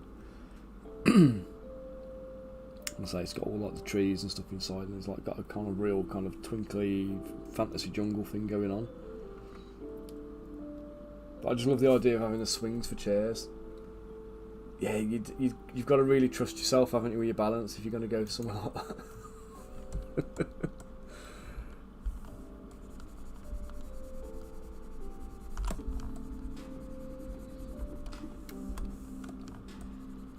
But I'd take Hayley there, but I don't know if I'll say because they didn't have a kids menu or anything like that. It looked a little bit too upmarket for the kids.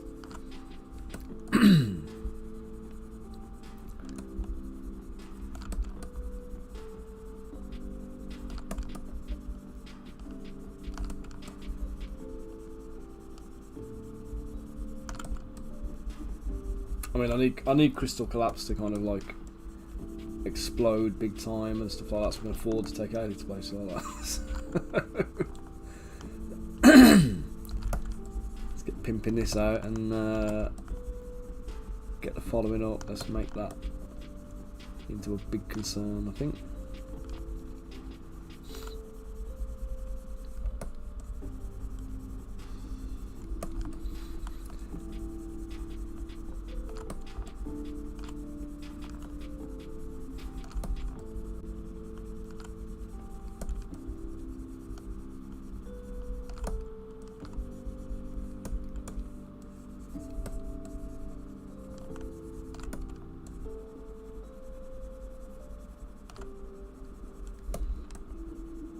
Yes, we had our little breakaway, and like Willow wasn't quite herself. You could tell something wasn't quite right with her. We got back from Cheltenham, and then took her to the doctors, and she got tonsillitis, bless her. So she's, I'll say it's her 5th birthday today, and she's literally on the last day of her antibiotics now. So she's starting to pick up. I'm sure about the same time last year, I'm sure she was ill with tonsillitis then.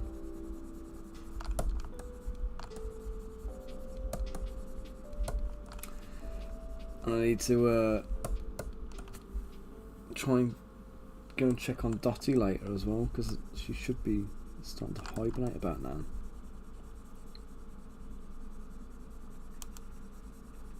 I haven't seen her in a couple of days, so I'm hoping that means she's gone down for the winter.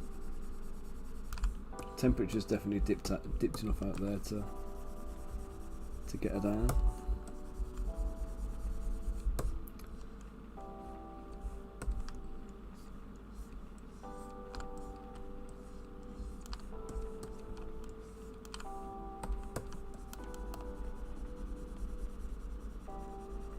And then we begin the winter worry of will she make it.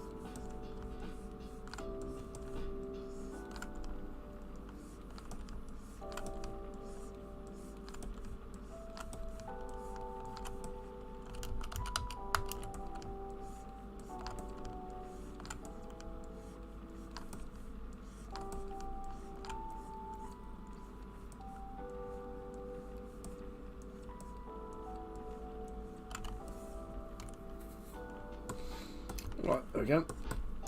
There's his wrist straps done.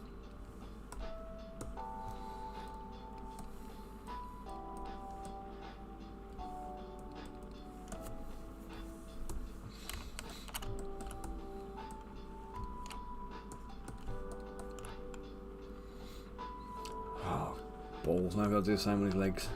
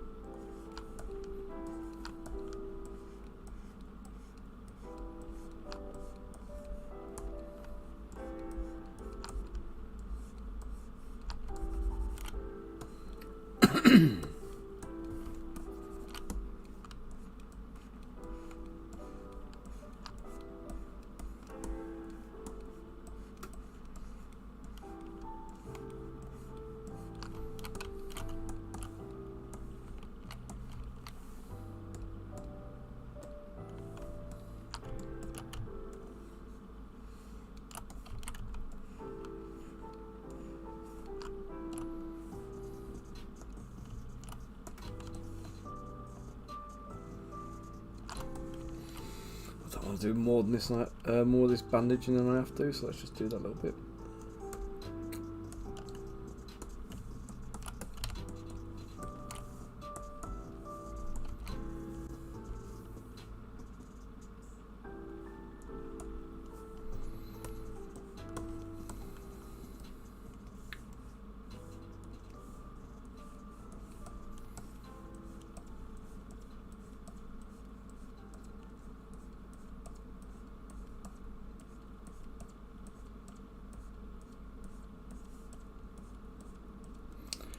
So the line here is the top of the bandage.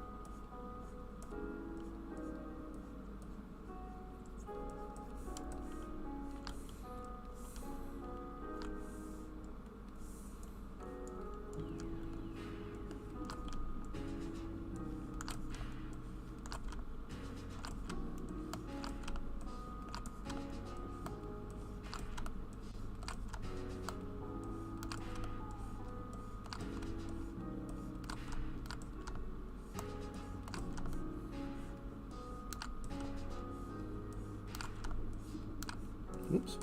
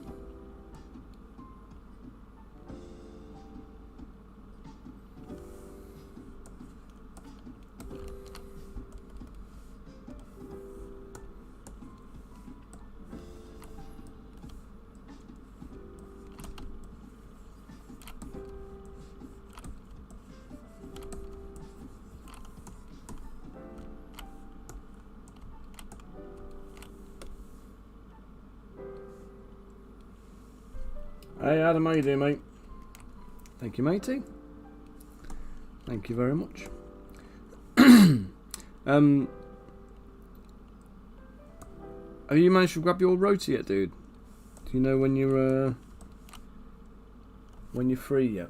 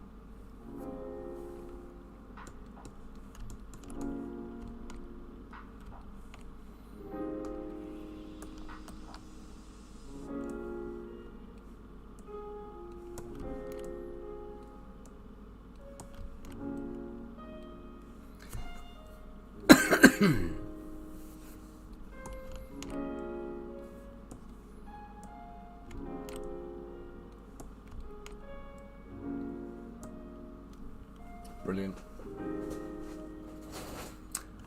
Nice, the extra hour in bed then.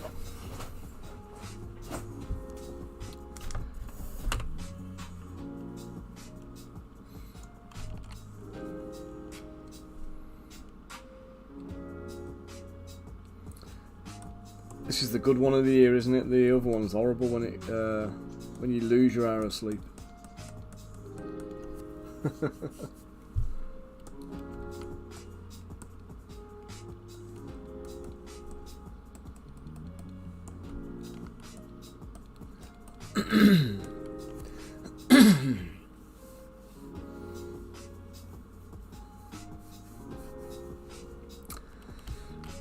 Right.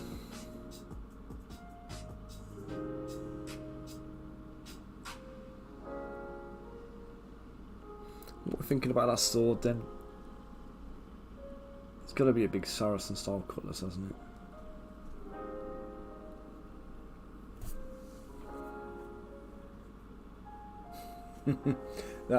that is the downside, isn't it? When you get to the winter and the clocks have gone back and everything else. Like you go to work in the morning and it's dark, and then you come home from work on the evening and it's dark again. It's just miserable, isn't it? Hey Rosie, how you doing, mate? You on your lunch break, dude?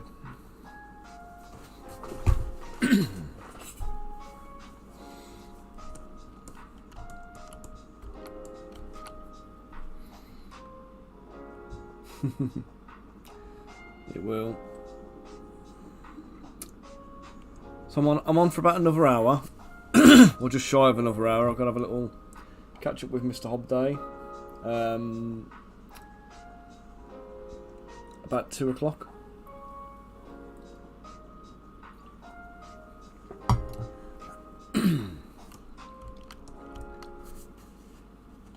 What you got for your lunch today, Rosie?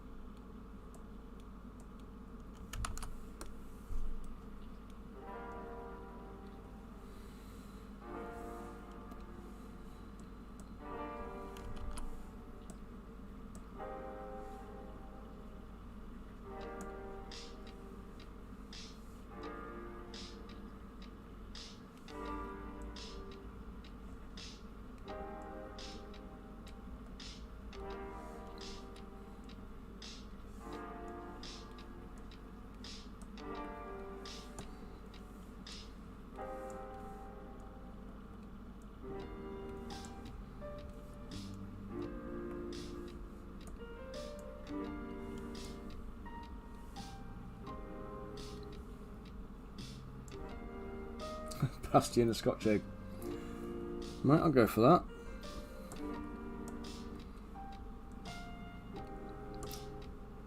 May not be a culinary masterpiece, but you can't knock a pasty and a Scotch egg.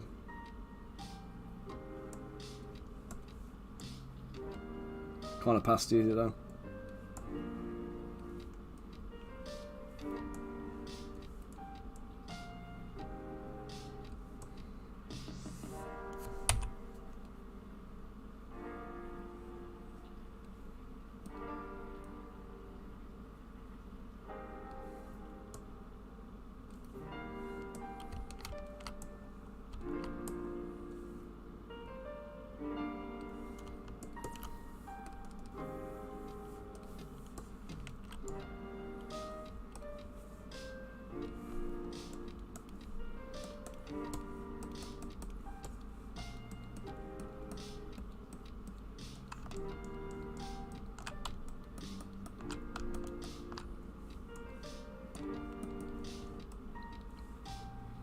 Cajun chicken pasty, nice.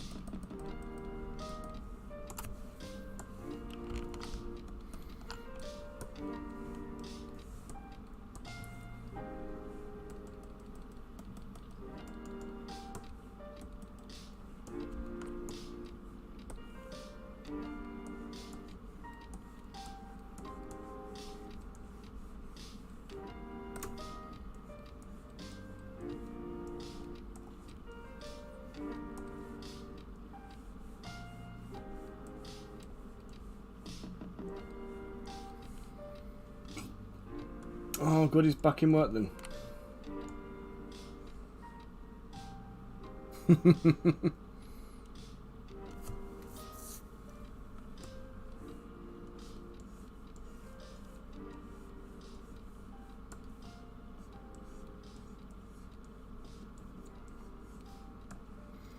That's good. Is he fully recovered now then, Rose?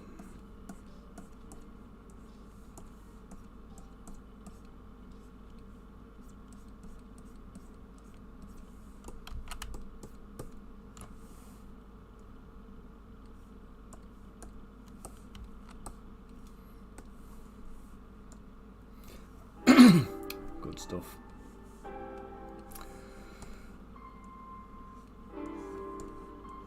How's the case progressing? Is it wrapped up now, or is it still ongoing?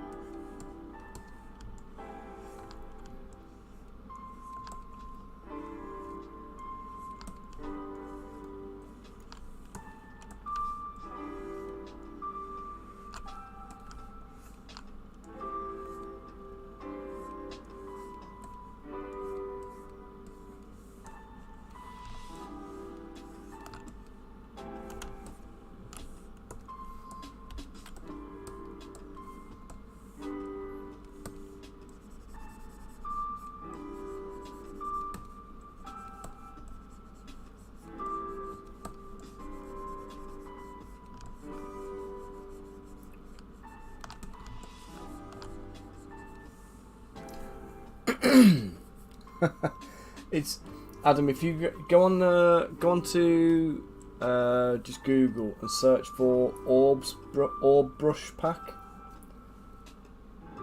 So the one I use is called Orb Cracks, but it's part of a pack which is called the Orbs pack. You should find it. I'm gonna check before I tell you now, because I think I got it from Gumtree.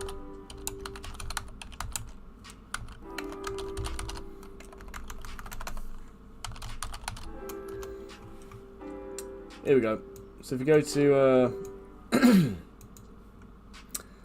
Gumroad, not Gumtree. Go to ArtStation over here. So I decided to share my entire ZBrush pack for free. So since 2016, you've been able to get it for without paying. But I think there's still like a donation thing you can do. And obviously, I use it so often. I have donated. So.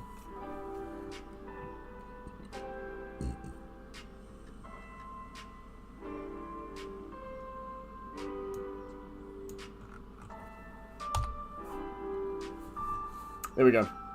So the Orb Cracks brush, there's Orb Cracks and Orb Cracks 2. And then you've got the rubble ones are quite useful if you just want to add a little rock to a base, they're quite good. The slashes are okay, but I tend not to use them. They're a bit kind of... everything looks repetitive because they're all the same. You've got Orb Hammer, Orb Flatten. So some of these are really useful, I just don't really use them. And then like the other two I use is this one here, the Orb Rock Noise. So if you're doing any rocks or any concrete or something like that, that's a really good one to use to give it a little bit of a fine surface texture. And then the Orb Rock Texture there, this is more of a kind of a... it adds a bit of faceting and a bit of angling to like the surface.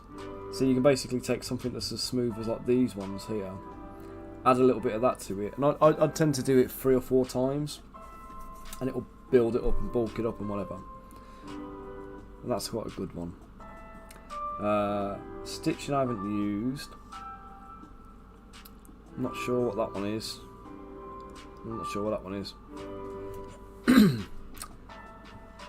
But I think where the orb brushes come in well, which I'm not 100% sure if this is the thing with them, but when you sculpt on a surface, usually what happens is the sculpting is projected from the angle you're looking at it.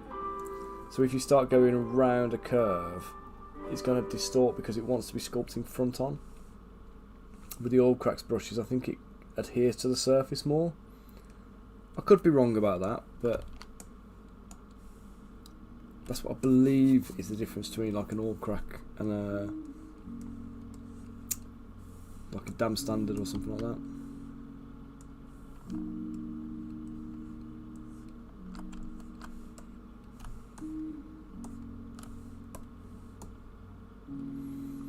You're more than welcome, mate.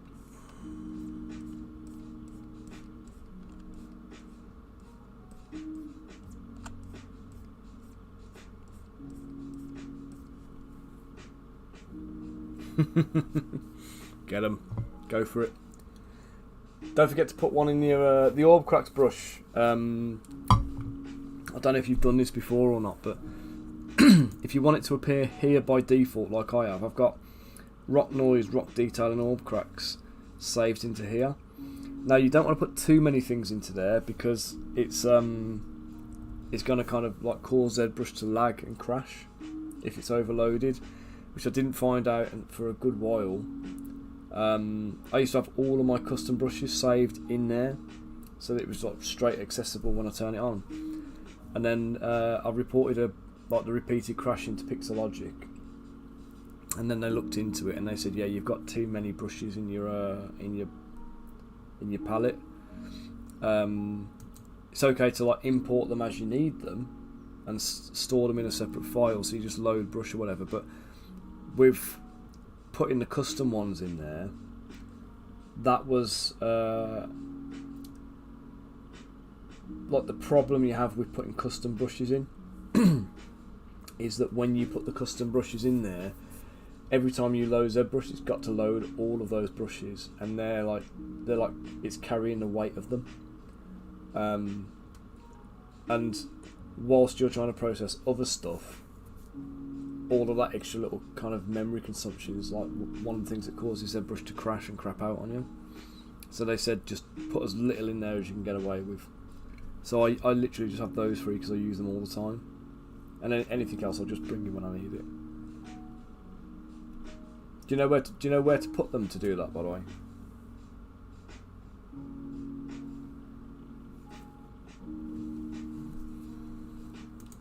Might as well show you all while I'm on it. But while we're on the topic, so you go to your PC. Zbrush by default is stored in the program files, not program files 86. So it's not a 64-bit piece of software. They did one version of it that was 64-bit, and then they went back to 32. I don't think it helped, basically, so they didn't bother carrying on. So go down to your Pixelogic folder, Zbrush 2022, and when you go down here, you've got Zbrushes, but you ignore that. We're going to go straight to Z Startup, and then in Z Startup, you've got brush presets. And you can see I've got my orb cracks, orb rock detail, and orb rock noise.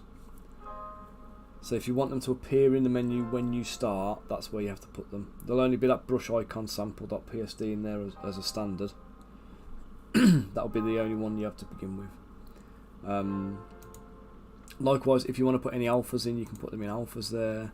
Cam views, if you've got any of them saved that you want to use, they can go into there as well. Your hotkeys, anything you've got that you want to load on start goes into this file. And then any other custom bits and bobs like Zbrushes, you can put the things in there. But all I do is I store my brushes, because one of the things I found over the years was like every time they uprev Zbrush, you have to do this over and over and over again. So what I did was, rather than have to copy all of my custom brushes over, I created in my OneDrive Zbrush brushes and Zbrush alphas.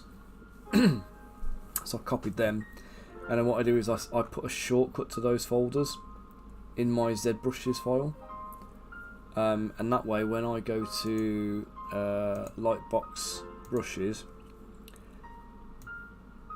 I can go to the end of the list and I've got a shortcut to my actual custom brushes, and I can load this now and it'll fire up from my OneDrive, which means that I've always got it accessible no matter what what version I'm on, without having to copy and paste everything every time. It's just a faff.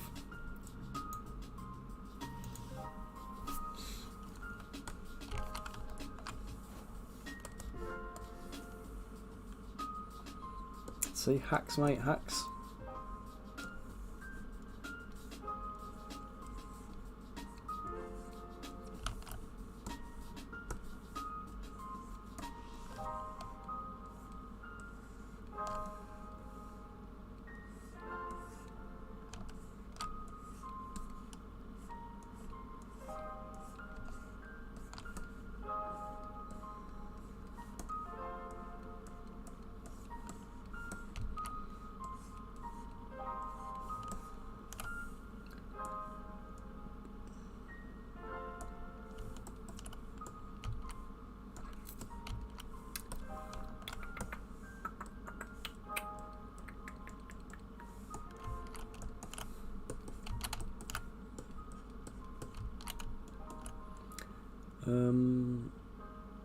Also got like a little shield thing.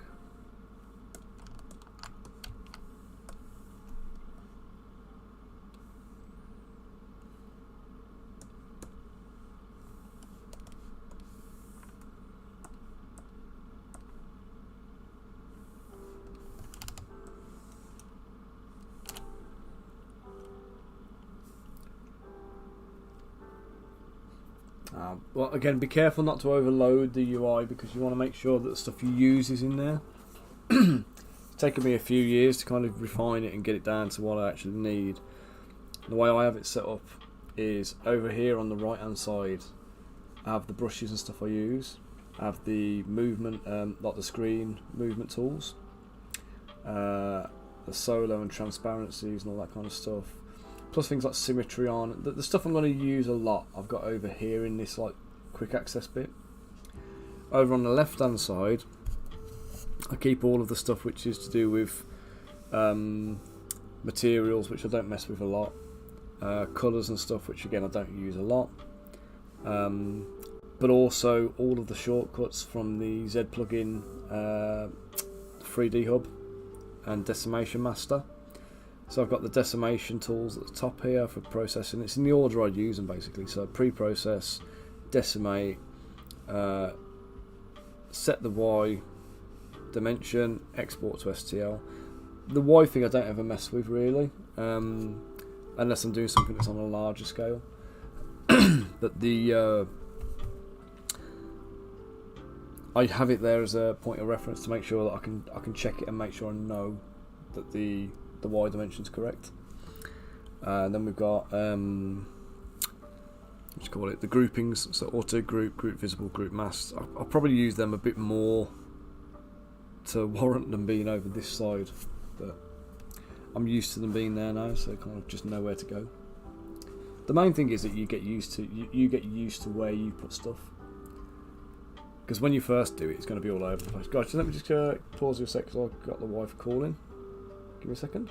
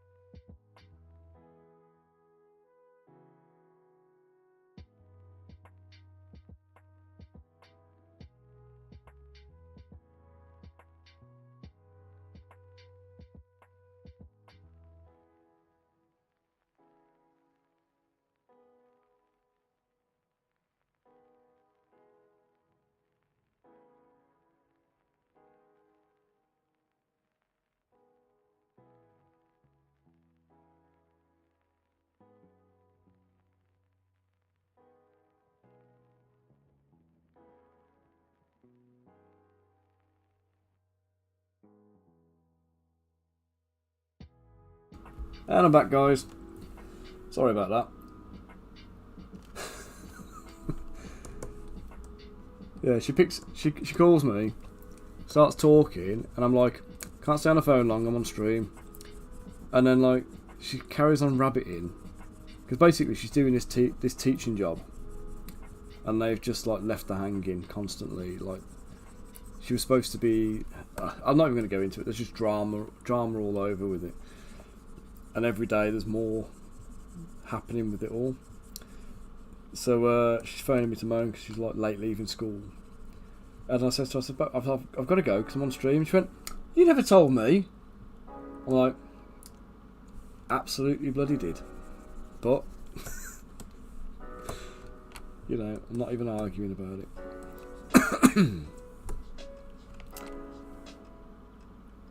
Hakama, what's Hakama, mate? It makes me think like New Zealand Kiwi.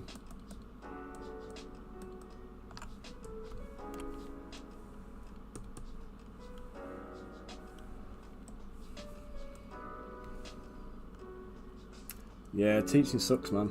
Teaching, like, I keep seeing all the advertisements for it, and it's like, join teaching, come and become a teacher, and it's like, yeah, do you want to, you know, like give away all of your free time and, you know, suck your will to live, you know, destroy any kind of goodwill you had, and it's just, there's just nothing to. Oh mate, no worries. I'm glad to be off it, to be honest. But it's just one of them. Like, it's just constant, just all the bleeding time.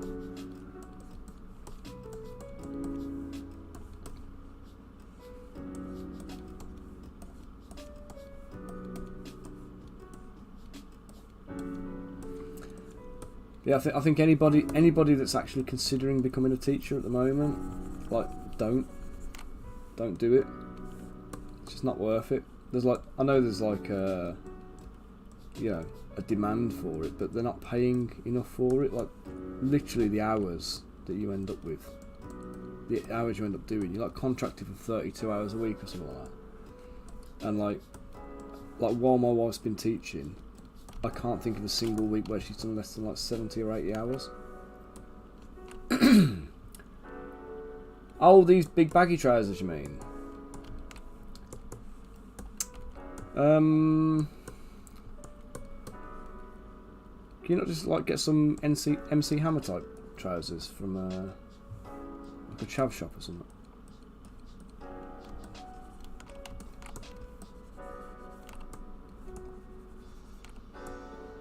Oh, is that what you're going to go with? Is it? I think it's going to be the material, isn't it, more than the actual.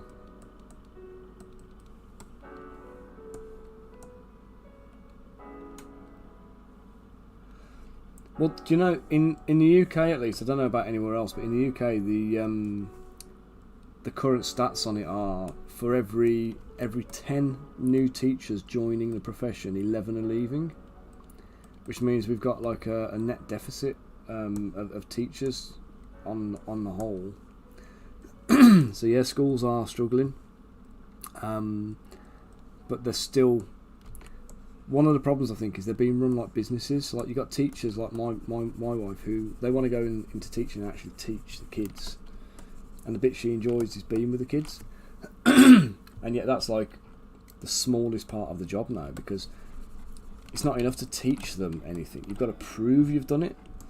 You've got to prove that you've got all these, you know, checks in place, that you've allowed for what they call it now, and differentiation.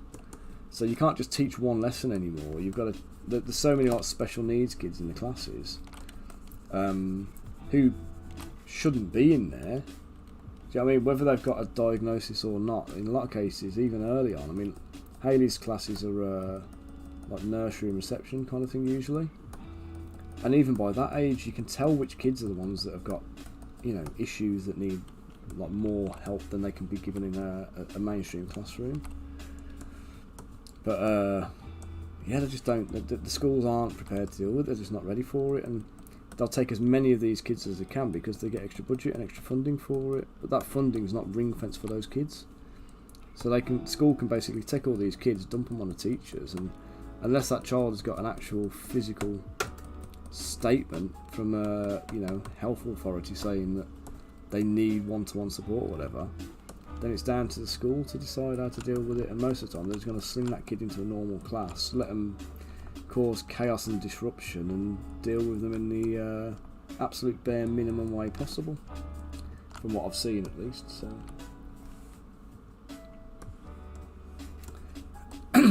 run over. We're saying you don't want to buy the thing, you prefer to make it, and you also need to fur line the inside. Are you planning on wearing this like in the winter then, or is the fur lining part of your part of the costume, or are you just doing it to keep warm?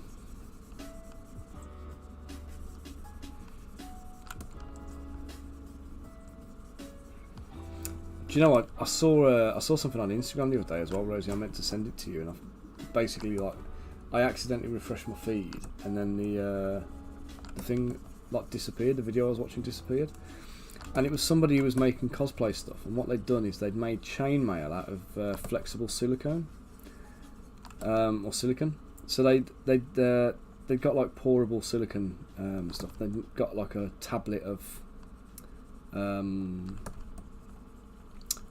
like Play-Doh or something, or plasticine, I think it was. Not Play-Doh. Tablet of plasticine, and then they bought this this stamp, which was like a chainmail texture, it was actually a leather stamp that they bought. So they stamped it all over the Play-Doh. I keep saying bloody Play-Doh. Stamped it all over the plasticine to create this this texture pattern, like uniform all the way through. And then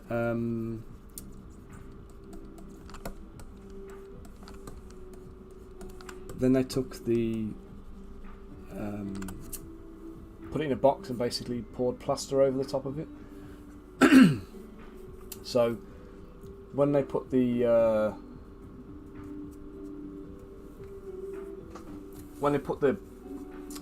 plaster over the top of the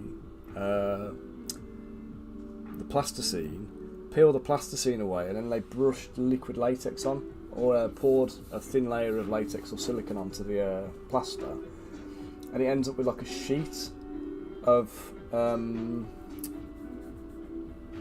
what do you call it? A sheet of chainmail. They paint it black, dry brush it silver, and it looked just like chainmail, but it was like really flexible and obviously quite lightweight. And I know you make your own chainmail and stuff. I was wondering whether that would be something that would be of use to you in certain circumstances.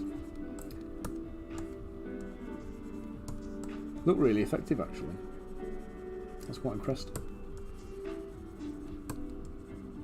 It's like if I was making my kids a cosplay type outfit and I needed chainmail, I'd definitely do it that way, because trying to weigh them down with a couple of pound of mail would be a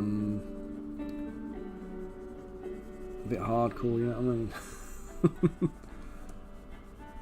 And obviously I mean mail, not chainmail, Rosie, so I'm only saying it to wind you up.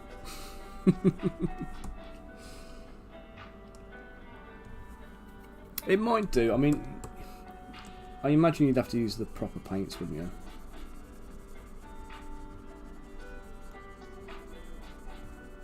I think as long as you use a proper black. I think as long as you used... I mean, you could even just use black latex, I suppose, and then just dry brush it silver. I think that would probably work better than like painting it black and then dry brushing silver. I think if you can colour the latex, you're onto a winner.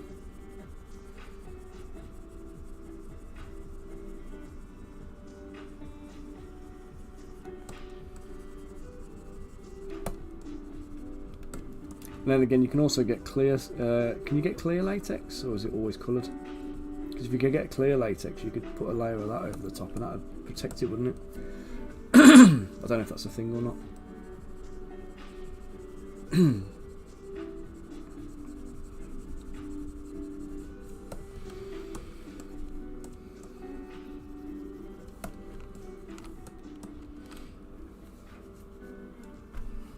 If I find it again, mate, I'll if it pops up in my feed again, I'll make sure I send it to you, because it was literally, I was watching it thinking I need to send this to Rosie, and then gone. I think I swiped down to try and get the what you call it, the link to send it, and then that was it, finished. Then, you know, it was like I'd pressed the button that gets rid.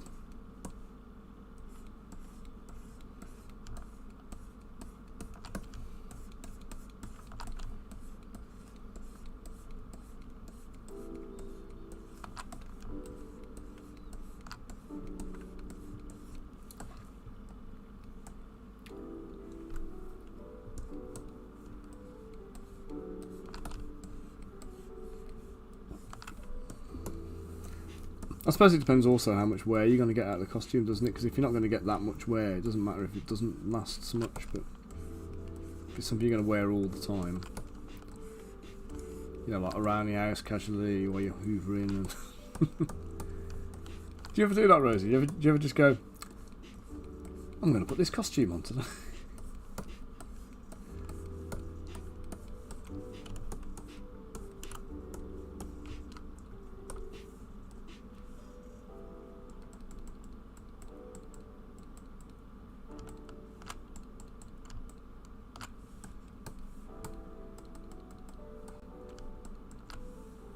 Whoa, whoa, whoa, whoa, whoa! What happened there? What the hell?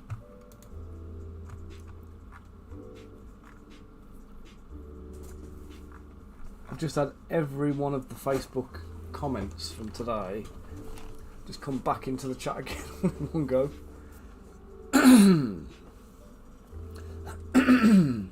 Do I fit in it today? Have you got many costumes that you've tried and like you don't fit? Do you ever think about selling them or anything like that? Or are they too personal to you, kind of thing? Bloody cats! Some cats outside making a right old row.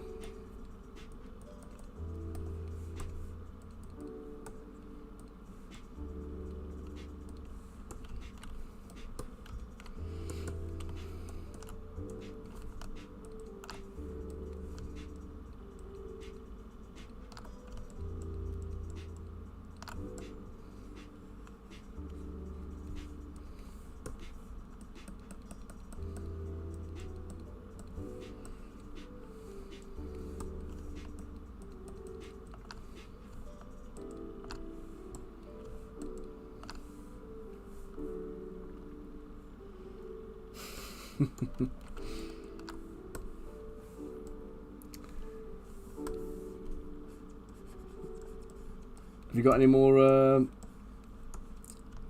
kind of like cosplay events or anything coming up?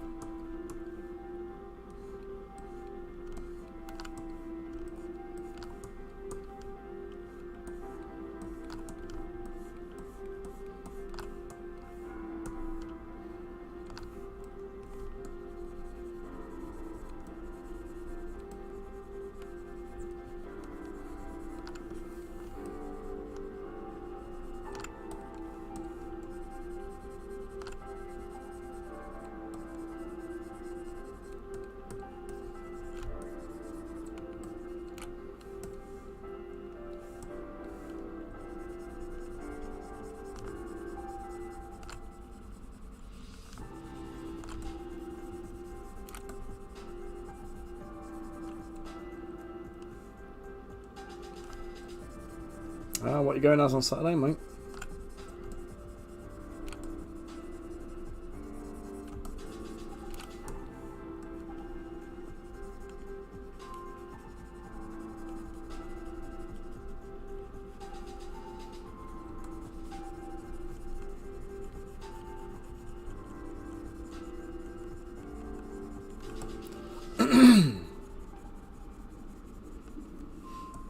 Oh, do you know what you should do? You know what you should try as a costume, mate? This, do you see my Goblin Slayer model I made? I sent Max some pictures of him.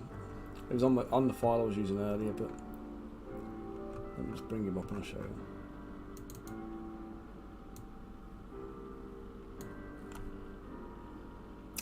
On the bloody window. Yeah, Goblin Slayer.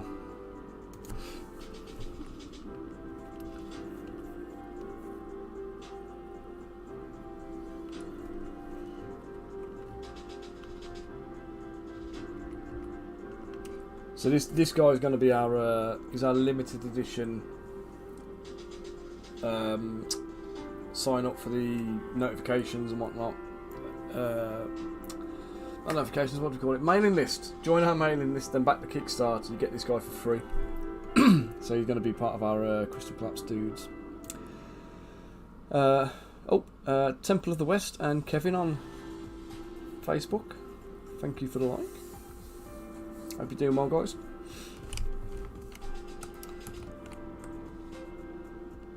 Yeah, if you haven't watched it, give it a watch as well, because Goblin Slayer as a anime series is bloody awesome.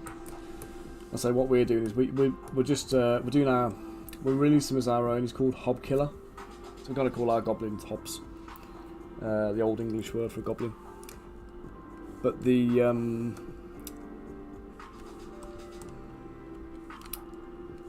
let's get some little tears and stuff in it.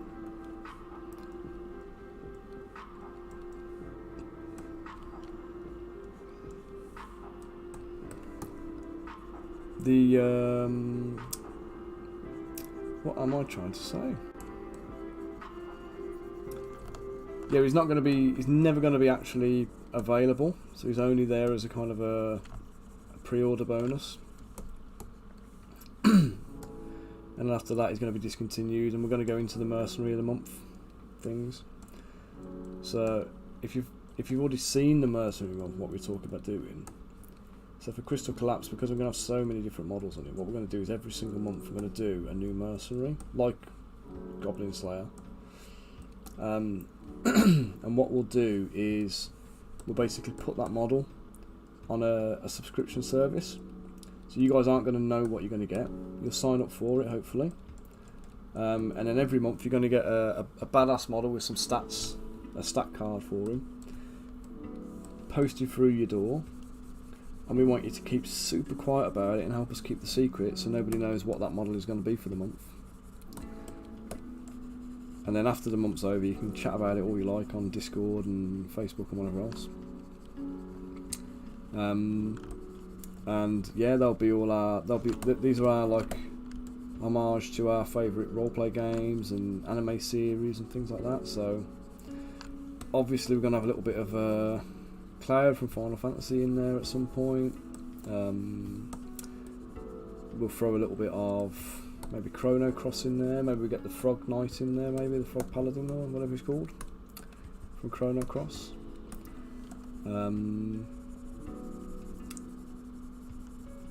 You know, the possibilities are limitless. But basically, yeah, that's the plan. We're going to do that as a subscription service. That'll be a monthly subscription box. It'll just be one model a month, but it'll be you know, a nice little painting project for you. It'll be. Have we conversed about the Games Expo model thing you want to come on? No, mate.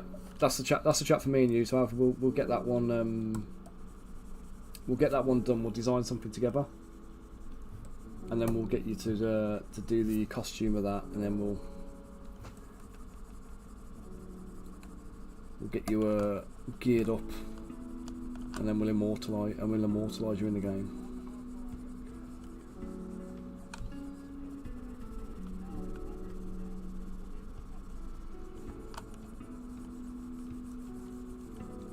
So we're going to get some early kind of preview copies of the game made. So I think Max is underway with getting the rulebook finished at the moment. So I think that's his job for today, is to finish work on the rulebook. Hopefully we see that finished. That'll be German though. So once the German version's done, we get the English version translated. Quest book done. I mean, it's looking amazing. I'm incredibly proud of the way this has come together. So Wong, who's joined, giving us some assistance on the layout and stuff like that, is doing an amazing job. Esteban's joined in and done a few really cool bits for us. But I think for the most part, Wong's picking those bits up now. Max is doing a sterling job, I have to say, of actually writing the story and the rules. And here's me chipping away getting these guys finished up, ready to go. So there's 4 more models to make before we get the Kickstarter live. I've got to get them all painted as well, so I'm going to be painting like a fiend. So you've seen me doing some paint work on them already. Got to get the rest of these guys painted fast, but good.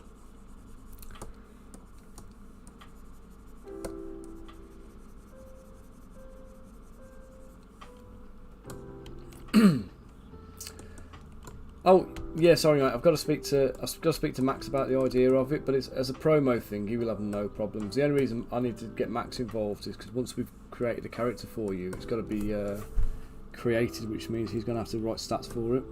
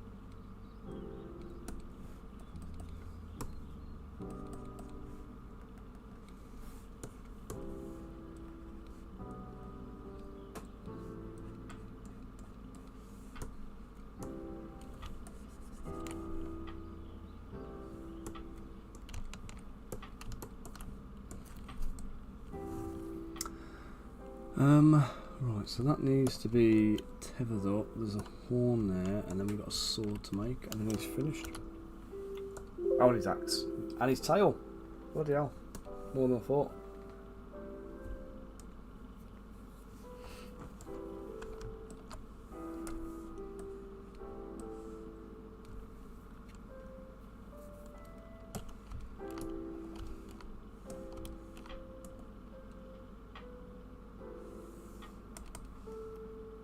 Yeah, no worries, mate. I've got to knock off myself in a sec. Cause I've got a meeting with Andy at Footsore to have, so I need to jump on a call with him at 2.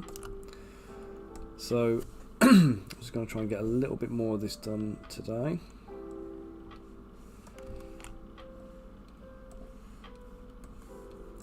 Thanks for joining in, mate.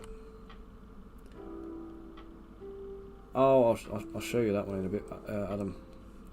It's quite easy, actually, to be fair.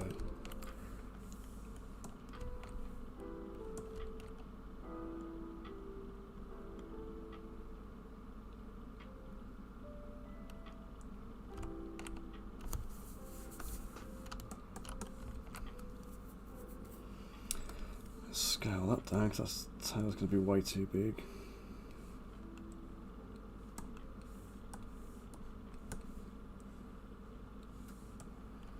So basically, Adam, what I'll do for the hammered look on the metal, need to put his feet in as well, which do his sandals. Let's use this tail as an example, right? So I'm going to have to turn the stream off in a minute ready. But what I would do is I'd literally take the clay brush, reduce the size.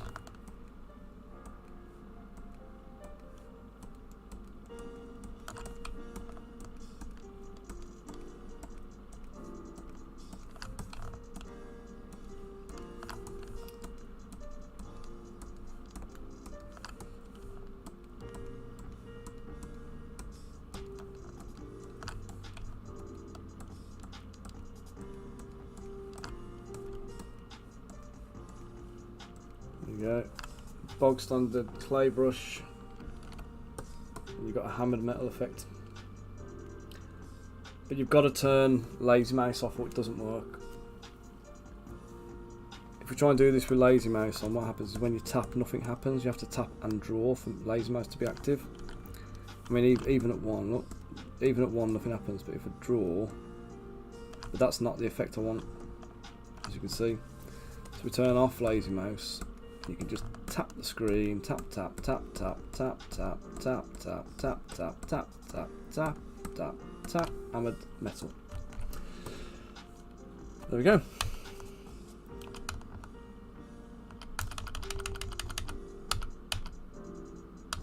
Yeah, lazy mouse. Whenever you're doing scratches or you're doing any kind of like damage to armor, lazy mouse will be your enemy.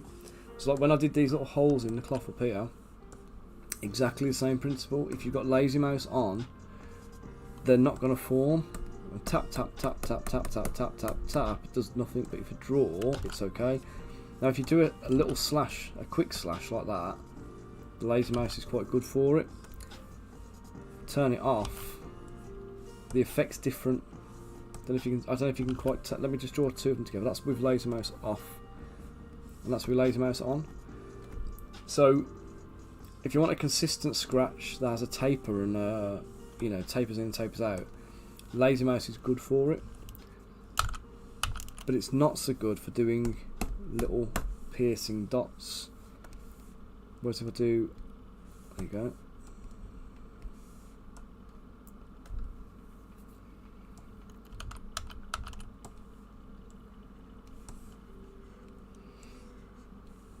Yeah, it's definitely something to have a tinker with, because it does make a difference to your to the sculpting experience, depending on what you're trying to do.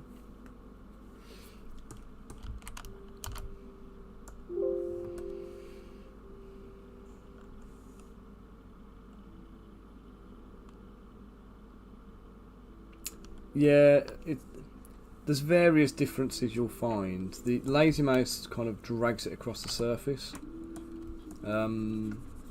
Which obviously is what you want in a lot of cases. So it has a bit of time to calculate itself between the start and the end of the stroke. Whereas without laser mouse, it's literally doing what you're doing at the point using the projection that you're facing. So if you've got a curve to follow, it's not going to follow the curve quite so well. Laser mouse will also fail at a point as well. It's not. It can't just go around indefinitely. It will eventually drop off and disappear. But sometimes without the lazy mouse on, you find you get like a little dashed, a little dotted line rather than a straight line. So if you try and sculpt too quickly, it'll become. Let's see if I can show you. I don't know if it's going to do it or not now, but let's see.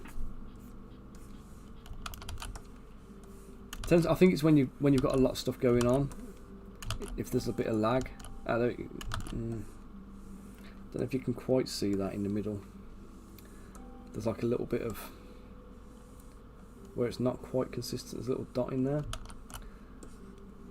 If you're too quick with it, you'll get this like dash, this dotted line effect. If you ever get that, you just need to slow down or put your laser mouse back on.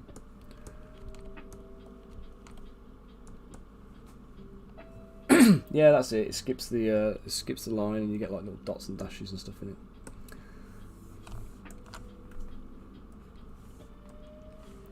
Also, when you're doing cuts and things in cloth, a few little when you're doing little cuts and dashes, you're best off bump up the intensity of warp cracks to about 30 to 40, and then reduce your draw size down, and you'll get a sharper, crisper cut. At larger brush sizes, you're still going to end up with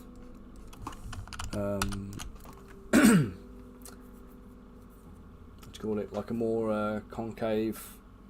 Is it concave or convex? Concave, isn't it? A more concave groove. So sometimes it's still better to just mask it and then invert it using the move tool.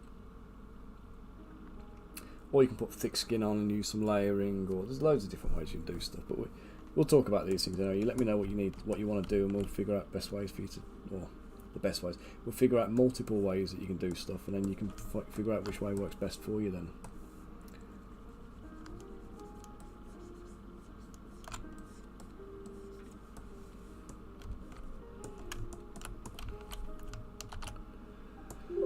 Right, I'm going to have to call this guy done for now. Should be back tomorrow. I might get this guy finished tonight, if I'm honest, though. It may be done later on. So we'll see how he goes.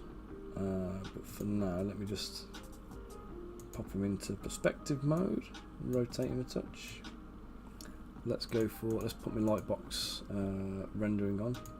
So render set, I always use this one, comic style Daniel Bell. So activate that, turn the lightbox off, and we're going to go back to renderer. The one thing I always do is I turn off the render 2. Just doesn't want to work so well with that because it's got like a bit of a, if you're trying to use something with a white background, for example,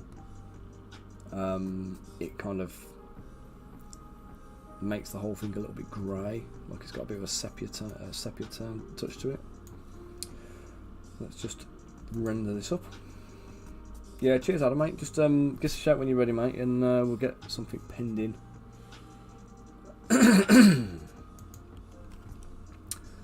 That's open snipping.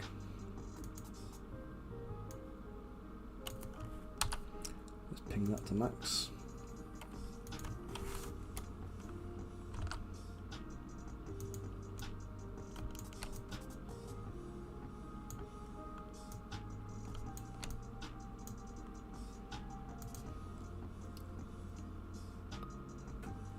So it's not finished yet. There's another couple of hours work on him, to maybe another hour to get him finished detail wise, and then about another hour of posing and post work.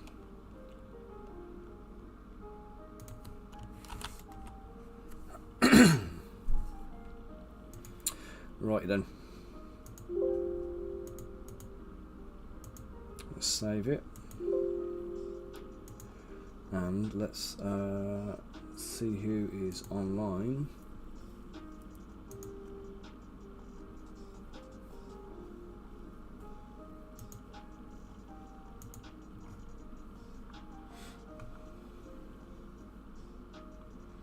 Let's go to Mike Moans. Let's go say hello to Mike. I haven't spoken to Mike for a while now, so let's go drop in on him. Guys, thank you all for joining me today. Thank you for keeping me company, for your chat and your chinwags. And yeah, I'll be back tomorrow with a bit more. And we'll see you guys all soon. Right, we're going to go raid Mike in 3, 2, 1. So I'll catch you later, taters. Adios.